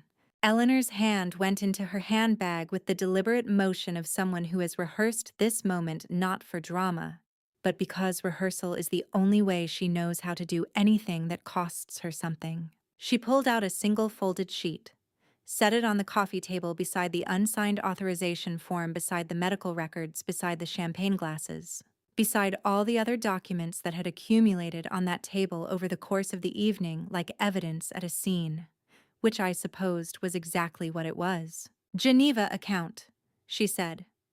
Routing number 447, Banque Privée Suisse. She kept her eyes on the table while she spoke, then lifted them to me. Jack opened it 18 months ago. Under my name, without my signature, without my authorization. A pause. I found the statements 3 weeks ago in a folder he'd left in the home office. He'd mislabeled it under household expenses. Why didn't you say something 3 weeks ago? I asked. She was quiet for long enough that I thought she might not answer. Then, because I needed to understand what I was holding before I decided what to do with it. She straightened slightly, and because I needed to know whether Jack had figured out that I'd found it. Had he? No. The word was flat and certain. If he had, tonight would have gone differently. I looked at the account statement on the table. The header was in French standard for Swiss private banking, but the account number was clear. And the routing designation matched what Marcus had described in the federal filing as the final destination layer of the transfer network. Jack hadn't just used Eleanor as a name on paper. He had built her in as the terminus. The person standing at the end of the wire when the money stopped moving and the investigators started counting. David as the architect, Jack as the engineer, Eleanor as the address on the package, 3 people, each one holding a piece, none of them knowing the full picture. Except Jack. Jack had known the full picture. Jack had designed it. Marcus, I said, add the Geneva account to the FBI filing, routing 447 Banque Privée. Eleanor Whitfield as the registered account holder under unauthorized identity use. Noted, Marcus said through the speaker. Agent Cole has been notified. The account is being flagged for freeze order. Thank you. I picked up the statement and slid it into the folder with the other documents. Eleanor watched me do it without objecting. She had placed it on the table for exactly this purpose, and we both understood that. Why now? I asked. Not accusatory. A genuine question. Why tonight specifically? Eleanor looked at the table for a moment. When she spoke, her voice was quieter than I had heard it all evening, stripped of its management, its architecture, its decades of practiced composure. Because your father built everything we had, she said, with his own hands, every property, every account, every dollar in that trust. A long pause, and I burned it down. Her voice didn't break. Eleanor Whitfield's voice did not break, but it went somewhere smaller. I burned it down, and I told myself it was for the family. The room was silent. I had waited 4 years to hear my mother say something true. I had not expected it to sound like that. From the hallway behind me, the back hallway, the one that connected the kitchen to the main corridor, came the sound of a footstep. One deliberate, then another. Eleanor heard it. She looked past me toward the hallway door. Thomas Whitfield stepped through it. He had taken off his coat. He was wearing a dark sweater, and his reading glasses were folded in his breast pocket the way they always had been. The small, ordinary detail that hit me somewhere unexpected. He looked exactly like a man who had been waiting in a kitchen for the right moment and had decided the moment had arrived. Eleanor made a sound I had never heard from her. Not a word. Just a sound, short, involuntary. The kind that bypasses every layer of control a person has built over a lifetime and comes directly from somewhere unguarded. The wine glass slipped from her fingers. It hit the hardwood and broke cleanly, 2 pieces, the stem and the bowl, the wine spreading in a dark arc across the floor. Nobody moved to clean it up. Eleanor stood very still. She was looking at Thomas the way people look at something they have spent 2 years telling themselves is not real. Thomas! Her voice came out as barely more than breath. Hello, Eleanor. He walked into the room at the same unhurried pace he had used to walk through the back door, the pace of a man who is no longer in a hurry because the waiting is over. He stopped a few feet away from her, close enough to speak without raising his voice, not close enough to touch. You should have... She stopped. Started again. You were supposed to be dead, he said. Yes, I know. He looked at her with an expression that was not anger and not grief, but something that had passed through both of those things and come out the other side as something simpler and harder. I was in that hospital room for 6 weeks, Eleanor. The first 2 I couldn't remember my own name. The last 4, I lay there and listened to what was happening outside and tried to understand how we had arrived at this. A pause. I heard every conversation you had with Jack in that corridor. Thomas, 32 years, he said. I built everything we had from the ground up. The trust, the properties. The accounts, I built it so that Clara would have something that couldn't be taken from her. Something that was hers, regardless of what happened. He looked at her steadily. And you stood in the corridor outside my room and told a man to make sure I didn't survive. The silence in the room had a different quality now, not the silence of people waiting for something to happen, but the silence of people in the presence of something they cannot look away from. Elena had not moved. David had gone completely still on the sofa, and then, with the slow deliberateness of a man whose instincts have finally overridden his strategy, he shifted forward on the cushion and began to rise. He had looked at Thomas the way a man looks at 30 years of prison time standing in a room. He was halfway to standing when the first light appeared through the window, blue and red, faint through the snow, sweeping in the slow, patient rotation of vehicles that are not in a hurry because they have already arrived where they need to be. The sound of tires on the packed gravel of the front drive, then a second vehicle, then the distant, clear tone of a radio. Detective Sandra Miller, Pitkin County Sheriff's Office, 2 units on standby at the base of the mountain since 8 o'clock. I looked at the window, then at the room. David standing half up from the sofa, Elena with her hands in her lap and nowhere to go. Eleanor looking at the man she had spent 2 years telling the world was dead, and the man looking back at her with 32 years of patience and a briefcase full of documents. I had one thing left to do before that door opened, the part I had saved for last. I had been carrying them since 8 o'clock that morning, 4 envelopes slim enough to sit flat against the inner lining of my blazer without a visible outline. I had checked them twice before coming downstairs for dinner the way you check a set of documents before a filing deadline. Because the consequence of a missing page at the wrong moment is something you cannot recover from. I crossed to the Christmas tree in the corner of the room. The ornaments caught the light from the police vehicles outside, blue, then red, then blue again, sweeping in slow rotation through the falling snow. It was in its way the most honest the room had looked all evening. I turned to face them. David half standing beside the sofa. Elena in her chair, very still, the particular stillness of someone who has run every available calculation and arrived at the same answer each time. Eleanor standing near the fireplace, the broken glass still on the floor at her feet, because no one had moved to clean it up, and the moment for doing so had passed. Thomas in the corner near the hallway door, hands at his sides, watching. "I always loved giving gifts," I said. My voice came out warm and unhurried, the voice I used in client presentations when I needed a room to stay calm while I showed them something they didn't want to see. My father taught me that the best ones tell the truth. Thomas, in the corner, said nothing, but something in his expression moved. I reached into my blazer. The first envelope was the thickest. I walked to David and placed it on the cushion beside him, not in his hand on the cushion, so that picking it up was a choice he had to make consciously. "David." I kept my voice level. No heat. No satisfaction, just the clean precision of someone reading from a prepared statement. Conspiracy to commit murder, insurance fraud, wire transfer violations. The criminal complaint was filed with the Pitkin County Sheriff's Office at 8 o'clock this evening in coordination with the FBI Financial Crimes Unit.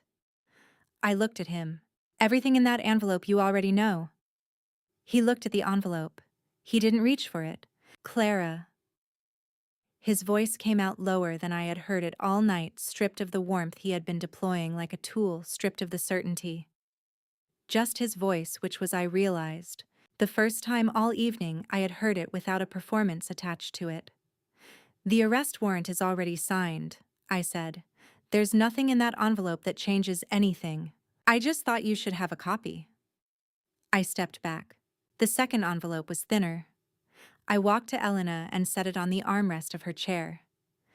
"Elena, civil complaint, fraud, conspiracy, and 2 counts of criminal extortion, phone records, financial records, and the dead man's switch file you set up in 2021.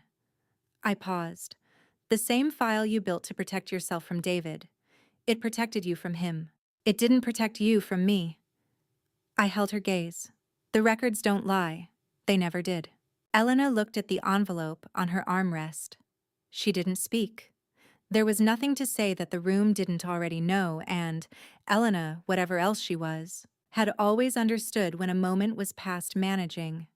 The third envelope was the one I had thought about longest. I walked to Eleanor. She was standing straight, the posture she had maintained through 50 years of decisions, the posture that had never left her, regardless of what was happening around her. But her hands, I noticed, were not entirely steady. I placed the envelope on the mantel beside her. "This one isn't a legal document," I said. "It's the DNA report. Official laboratory certification. Elena's biological father is Richard Harmon, your business partner in 1994. The same year you told my father the premature birth had been a girl you'd lost." Eleanor looked at the envelope, then at Elena, who had turned her face toward the window. Then slowly, to the corner where Thomas was standing. Thomas gave a single quiet nod. "I've known for a long time, Eleanor Cole," he said. "I just needed the document." The paper slipped from the mantel and settled on the floor beside the broken glass. Eleanor didn't pick it up. She stood very still. And for one moment, a moment I had not expected and did not know what to do with. She looked not like the woman who had run this family like a balance sheet for 30 years, but like someone much older and much more tired, standing in the wreckage of a version of herself she had built too carefully and held too long. I looked at her for 1 second. Then I stepped back. Jack received his envelope outside. "Federal charges, 47 counts of wire fraud and money laundering alongside the signed cooperation agreement terms." Agent Cole walked him through both documents personally. First through the door gets the best deal. That part at least Jack had gotten right. The front door opened. Ryan Cole came in first. He was wearing a dark jacket over a gray shirt, his FBI credentials on a lanyard, snow still on his shoulders from the walk up the front steps. He was 40 years old, built like someone who ran long distances for reasons unrelated to fitness. And he moved through the room the way agents move when they have been watching a situation for 18 months and are finally allowed to walk into it deliberately without theater. He looked at the room, the documents on the coffee table, the broken glass, Thomas in the corner, the envelopes. "Looks like I missed the gift exchange," he said.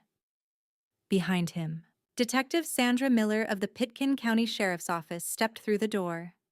She was in her early 50s, silver badge on her belt, a woman whose expression communicated that she had seen a great many living rooms in the course of her career and had long since stopped being surprised by what she found in them. Her eyes found David immediately. David Whitmore. Her voice was practiced and completely without inflection, the voice of a person who has read these words enough times that they have become procedural rather than personal. "You are under arrest for conspiracy to commit first-degree murder and insurance fraud. You have the right to remain silent. Anything you say can and will be used against you in a court of law. You have the right to an attorney." David stopped listening to the words at some point. I could see at the moment his eyes stopped tracking Miller and moved instead to me.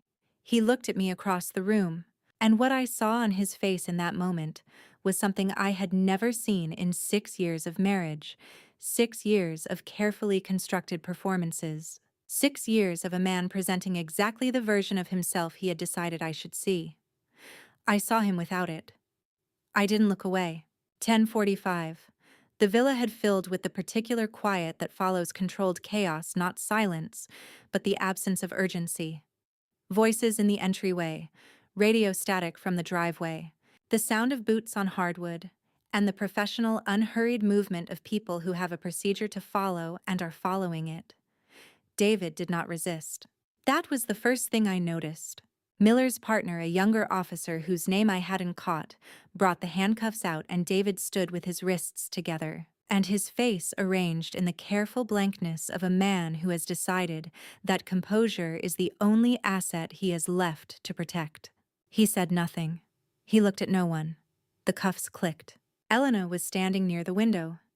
She had been standing there since Jack walked out, and she was still standing there now, with her arms crossed tight against herself, and tears moving down her face in the slow, steady way of someone who is not crying for effect, who is simply in the process of understanding that the evening she had planned and the evening that had actually occurred were two entirely different events. She didn't speak.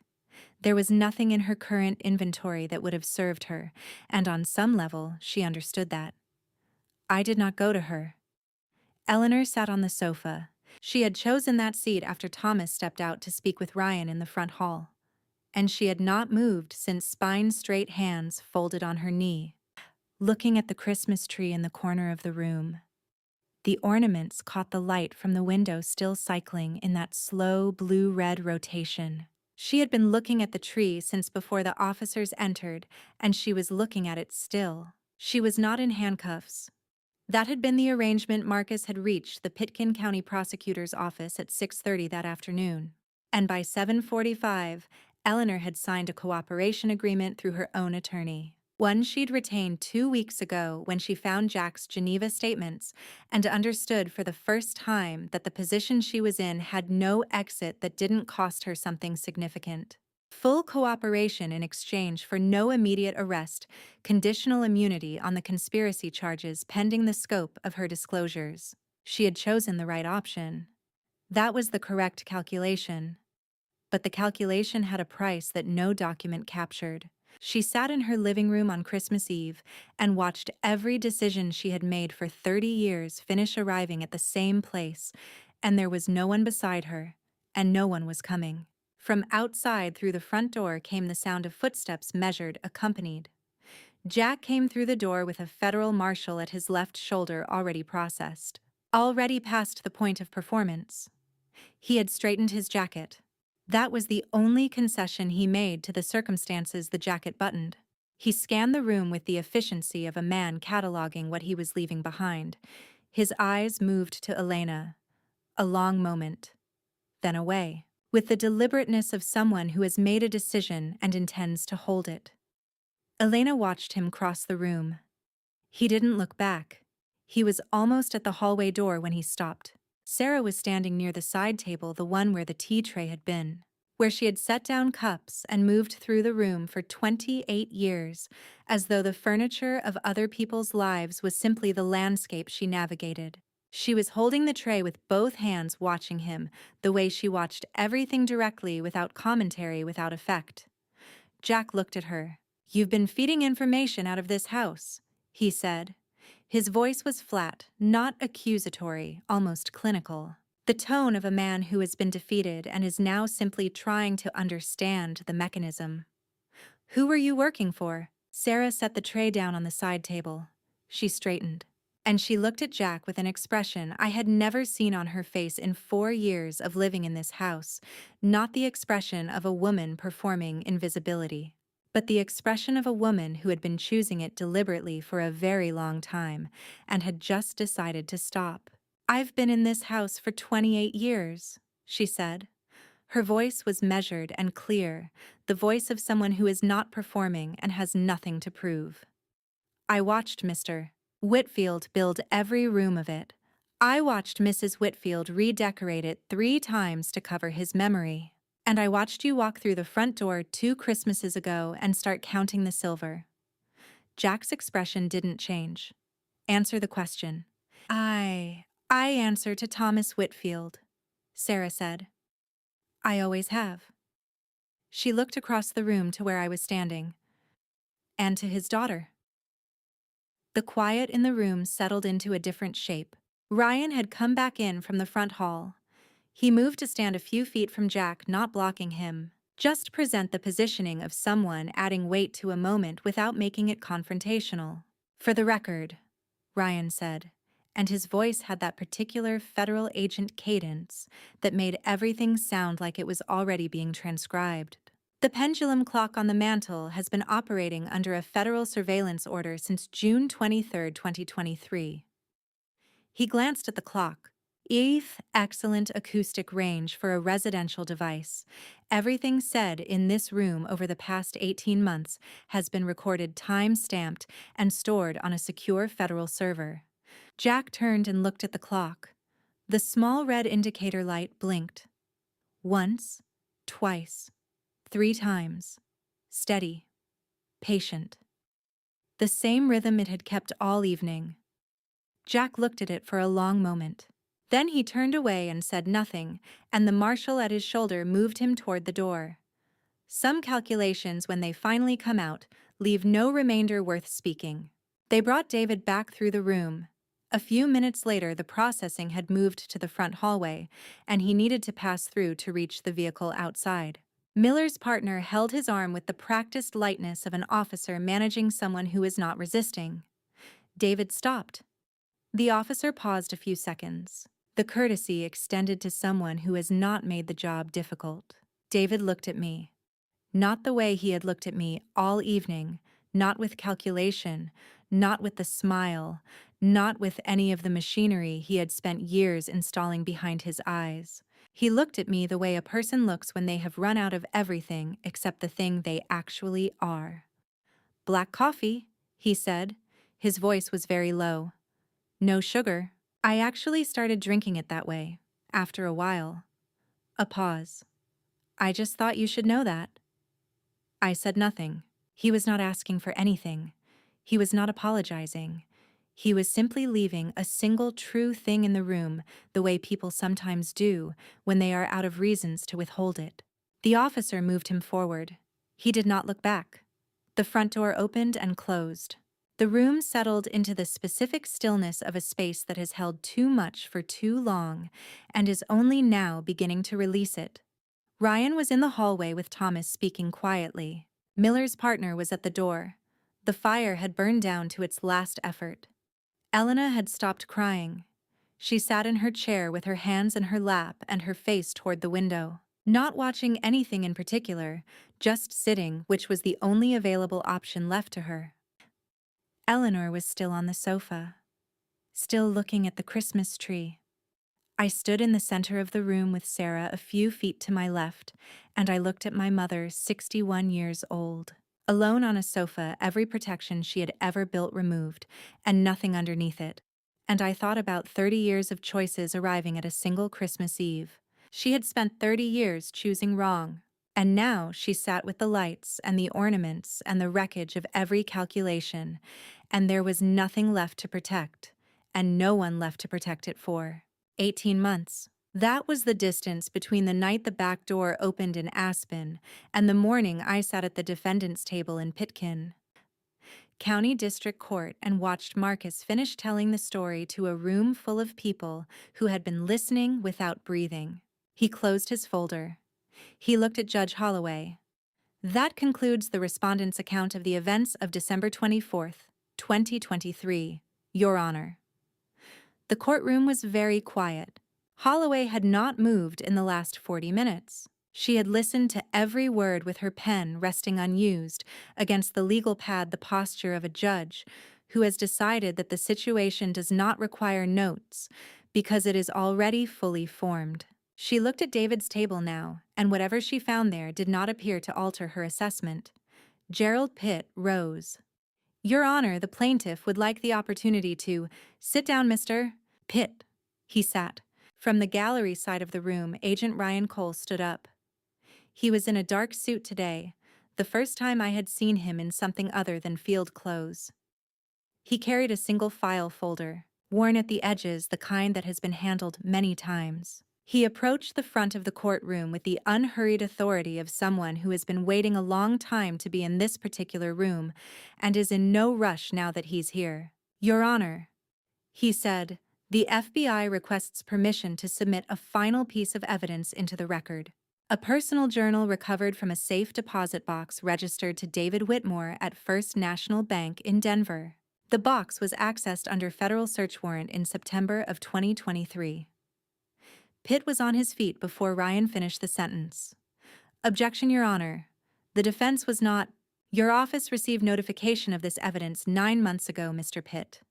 Holloway's voice had the quality of a door closing. "I have the disclosure confirmation in front of me. Sit down." Pitt sat down for the third time that morning.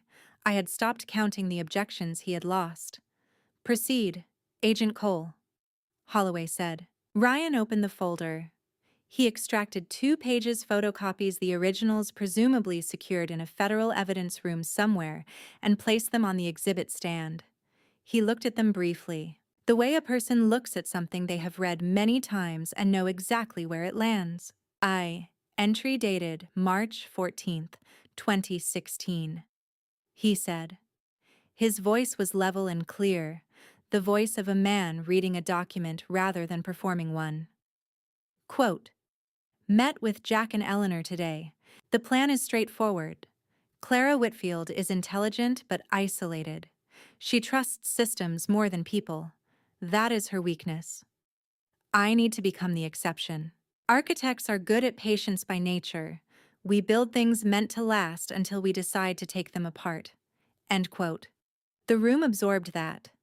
I had read those words before Marcus had shown me the transcript 6 months ago in his office on a Tuesday afternoon with rain against the windows. I had read them and filed them in the same place I filed everything carefully without sentiment ready for use. I had thought I was prepared to hear them read aloud in a courtroom. I was not entirely right about that. Entry dated September 3, 2016. Ryan continued.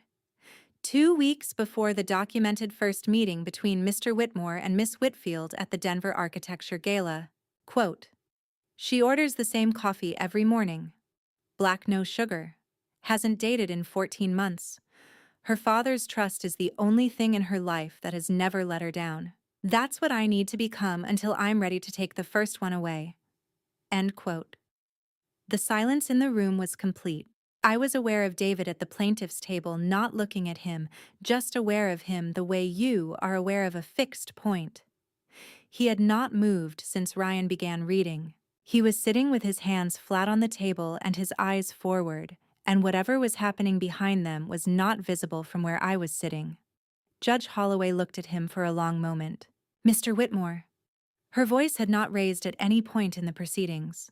It didn't raise now, but something in it had changed the specific quality of a person who has heard everything they needed to hear and has arrived at a conclusion that requires no further input.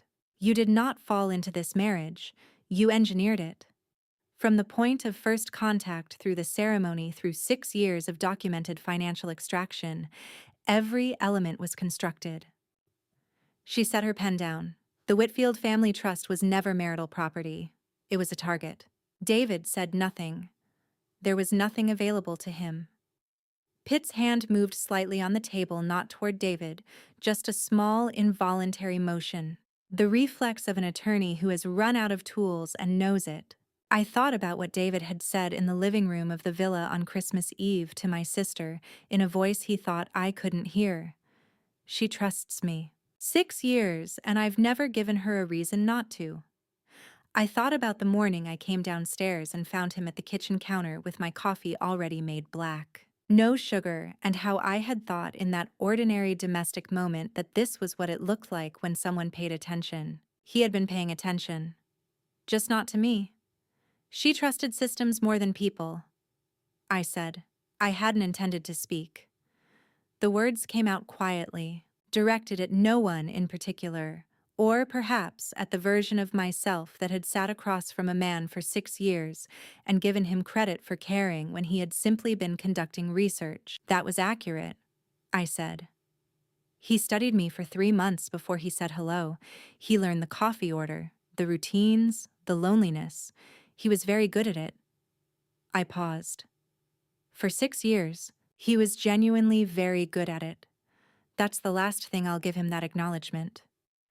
No one in the room spoke. Holloway picked up her pen.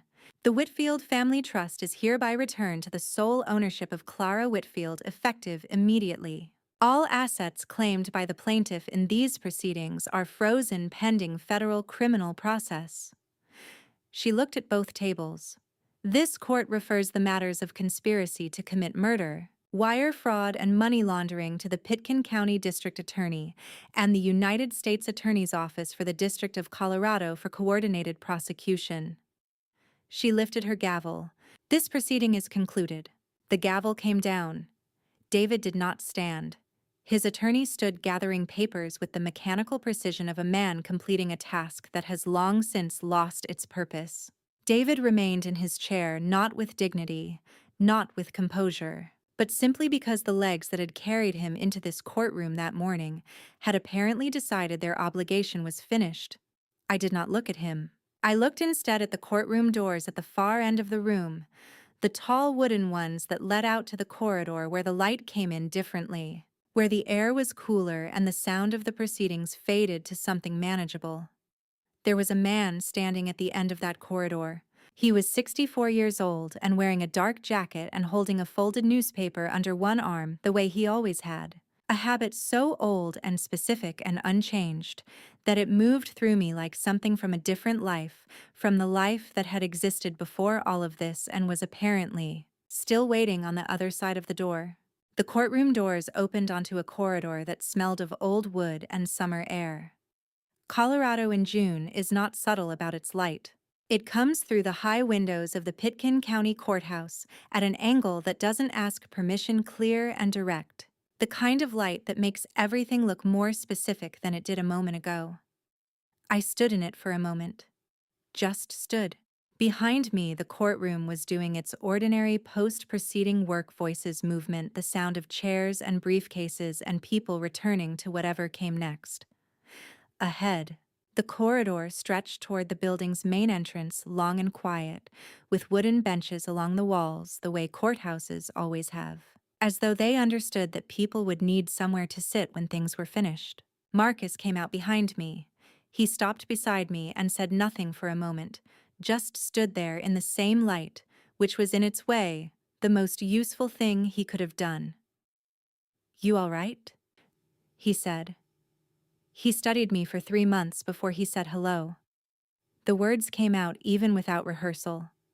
I still didn't see it until it was almost too late. "You saw it in time," Marcus said. "That's the only part that counts." I didn't answer. He wasn't wrong, but some things don't resolve cleanly just because the statement is accurate, and Marcus knew that too. A door opened to my left. Vivian Hart came through it, 70 years old, silver hair, a charcoal suit that had been expensive 20 years ago and had aged into something better than expensive. She had been Thomas's estate attorney for 3 decades. The woman who had held the original Whitfield Trust documents in a locked filing cabinet in her Denver office while Eleanor sold properties and Jack moved money, and the world rearranged itself around a man who was supposedly dead. She had known Thomas was alive for 4 years. She was, as far as I knew, the only person outside of Marcus and Sarah who had. She took my hand in both of hers, a brief, firm grip. Not a performance of warmth, but the real thing. "Your father told me you would handle this better than anyone else could," she said. Her voice was dry and direct, the voice of a woman who stopped softening things decades ago. He said it 32 times over 15 years. I counted. I looked at her. He said that every time, without variation.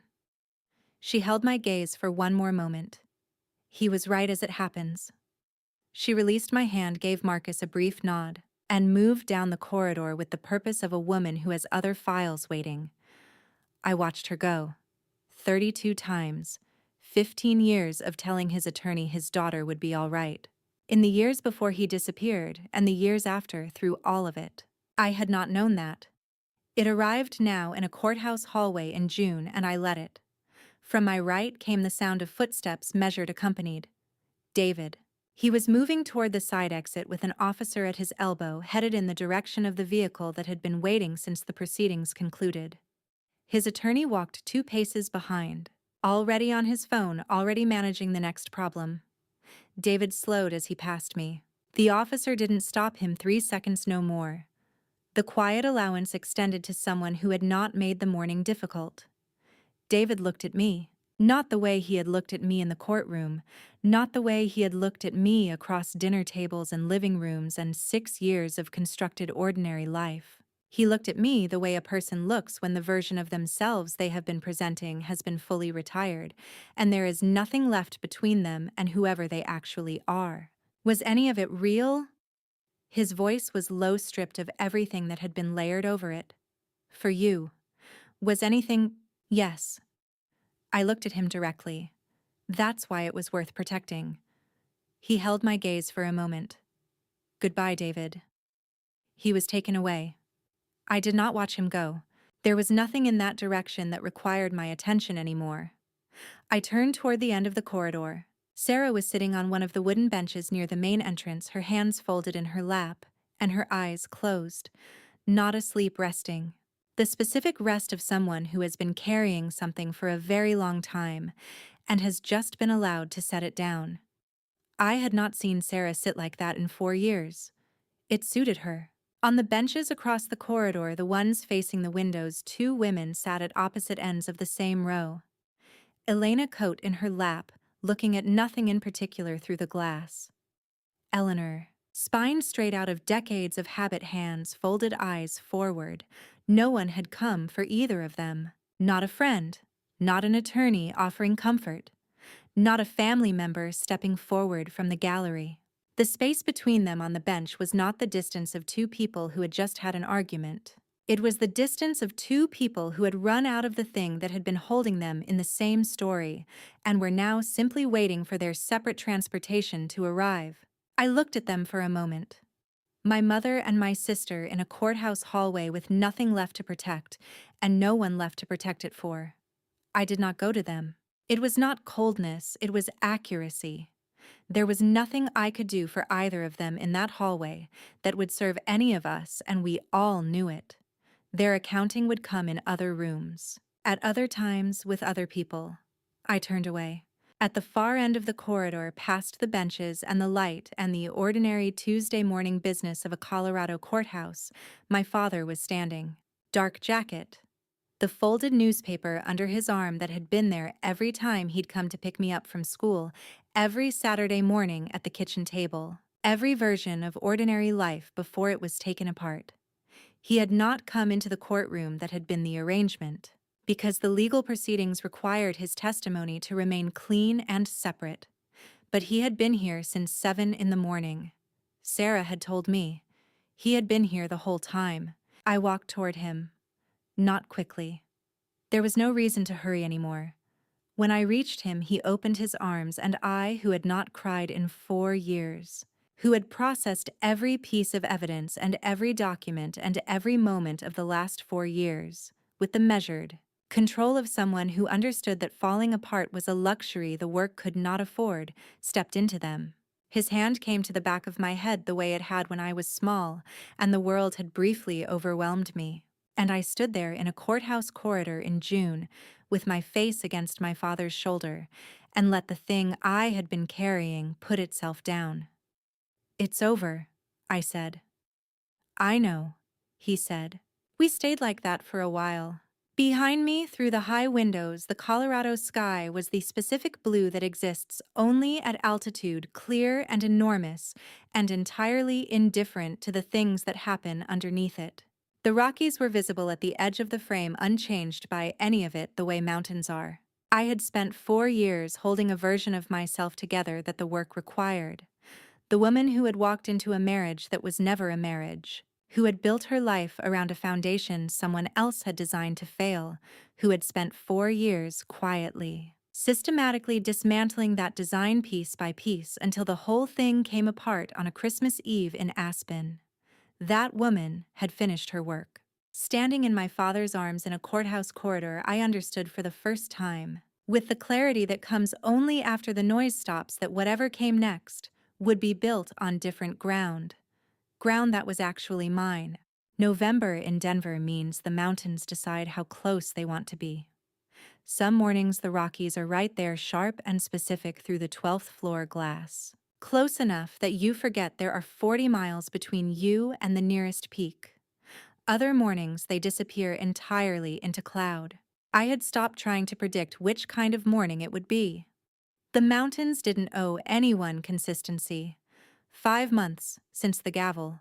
David's federal criminal trial ended in September. 11 hours of jury deliberation. Guilty on all counts: conspiracy to commit murder, 47 counts of wire fraud. Sentencing in January. The number being discussed was 20 years per count, with 47 counts on the federal indictment. The cumulative exposure made the number academic. His architecture license had already been revoked by the state board.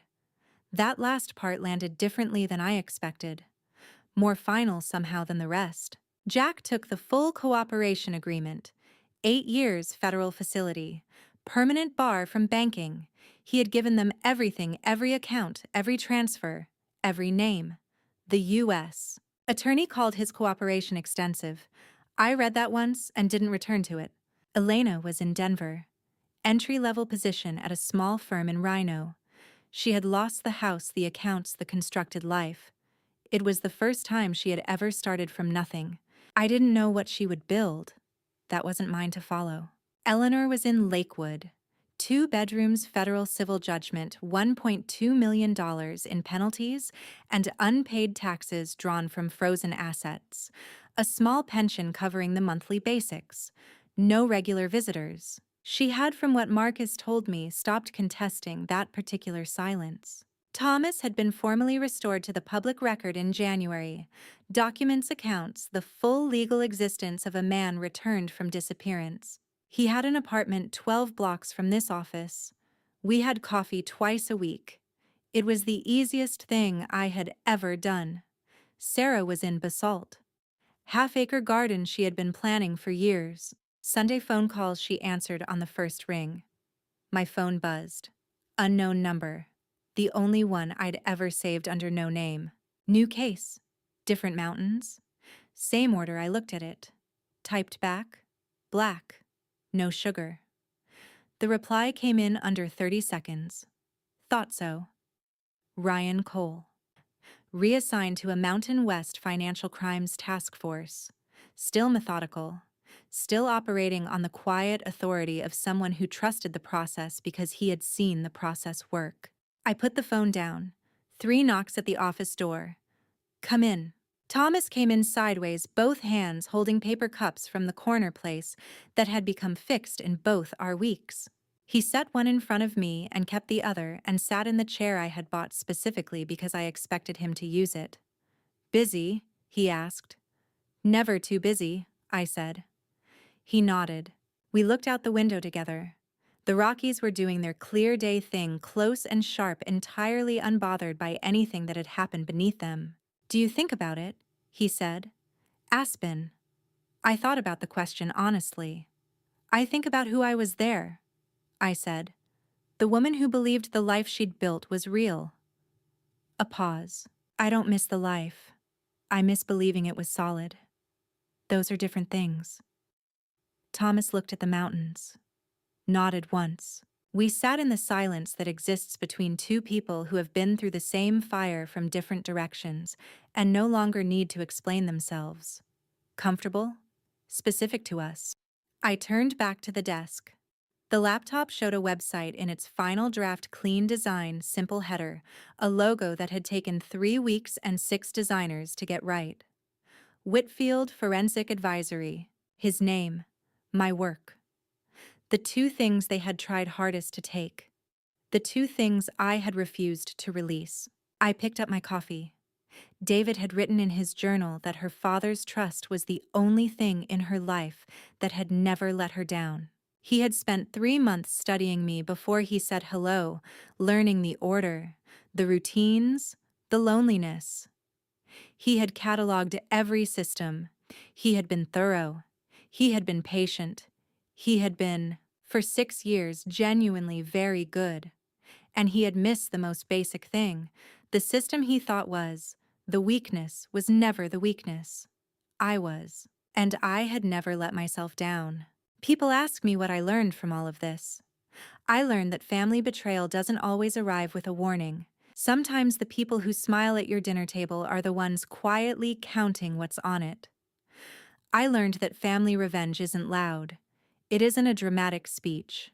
It's 4 years of quiet, precise work showing up every day when every day costs you something. Being the most prepared person in a room full of people who assumed you weren't paying attention. And I learned that God has a timing I don't always understand, but have stopped arguing with.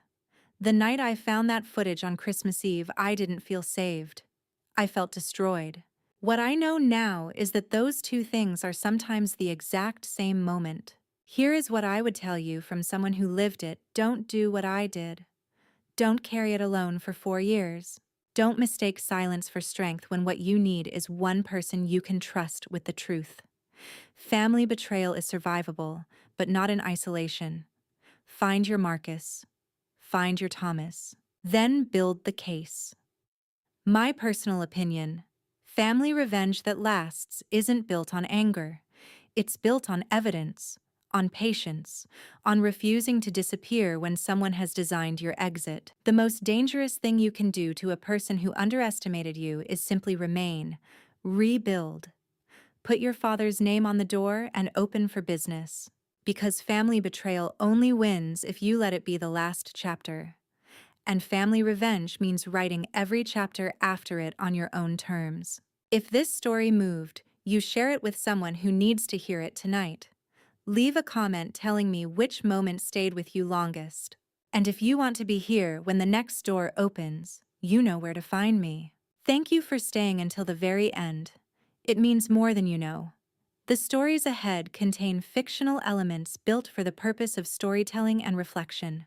If this type of content isn't right for you, that's completely okay.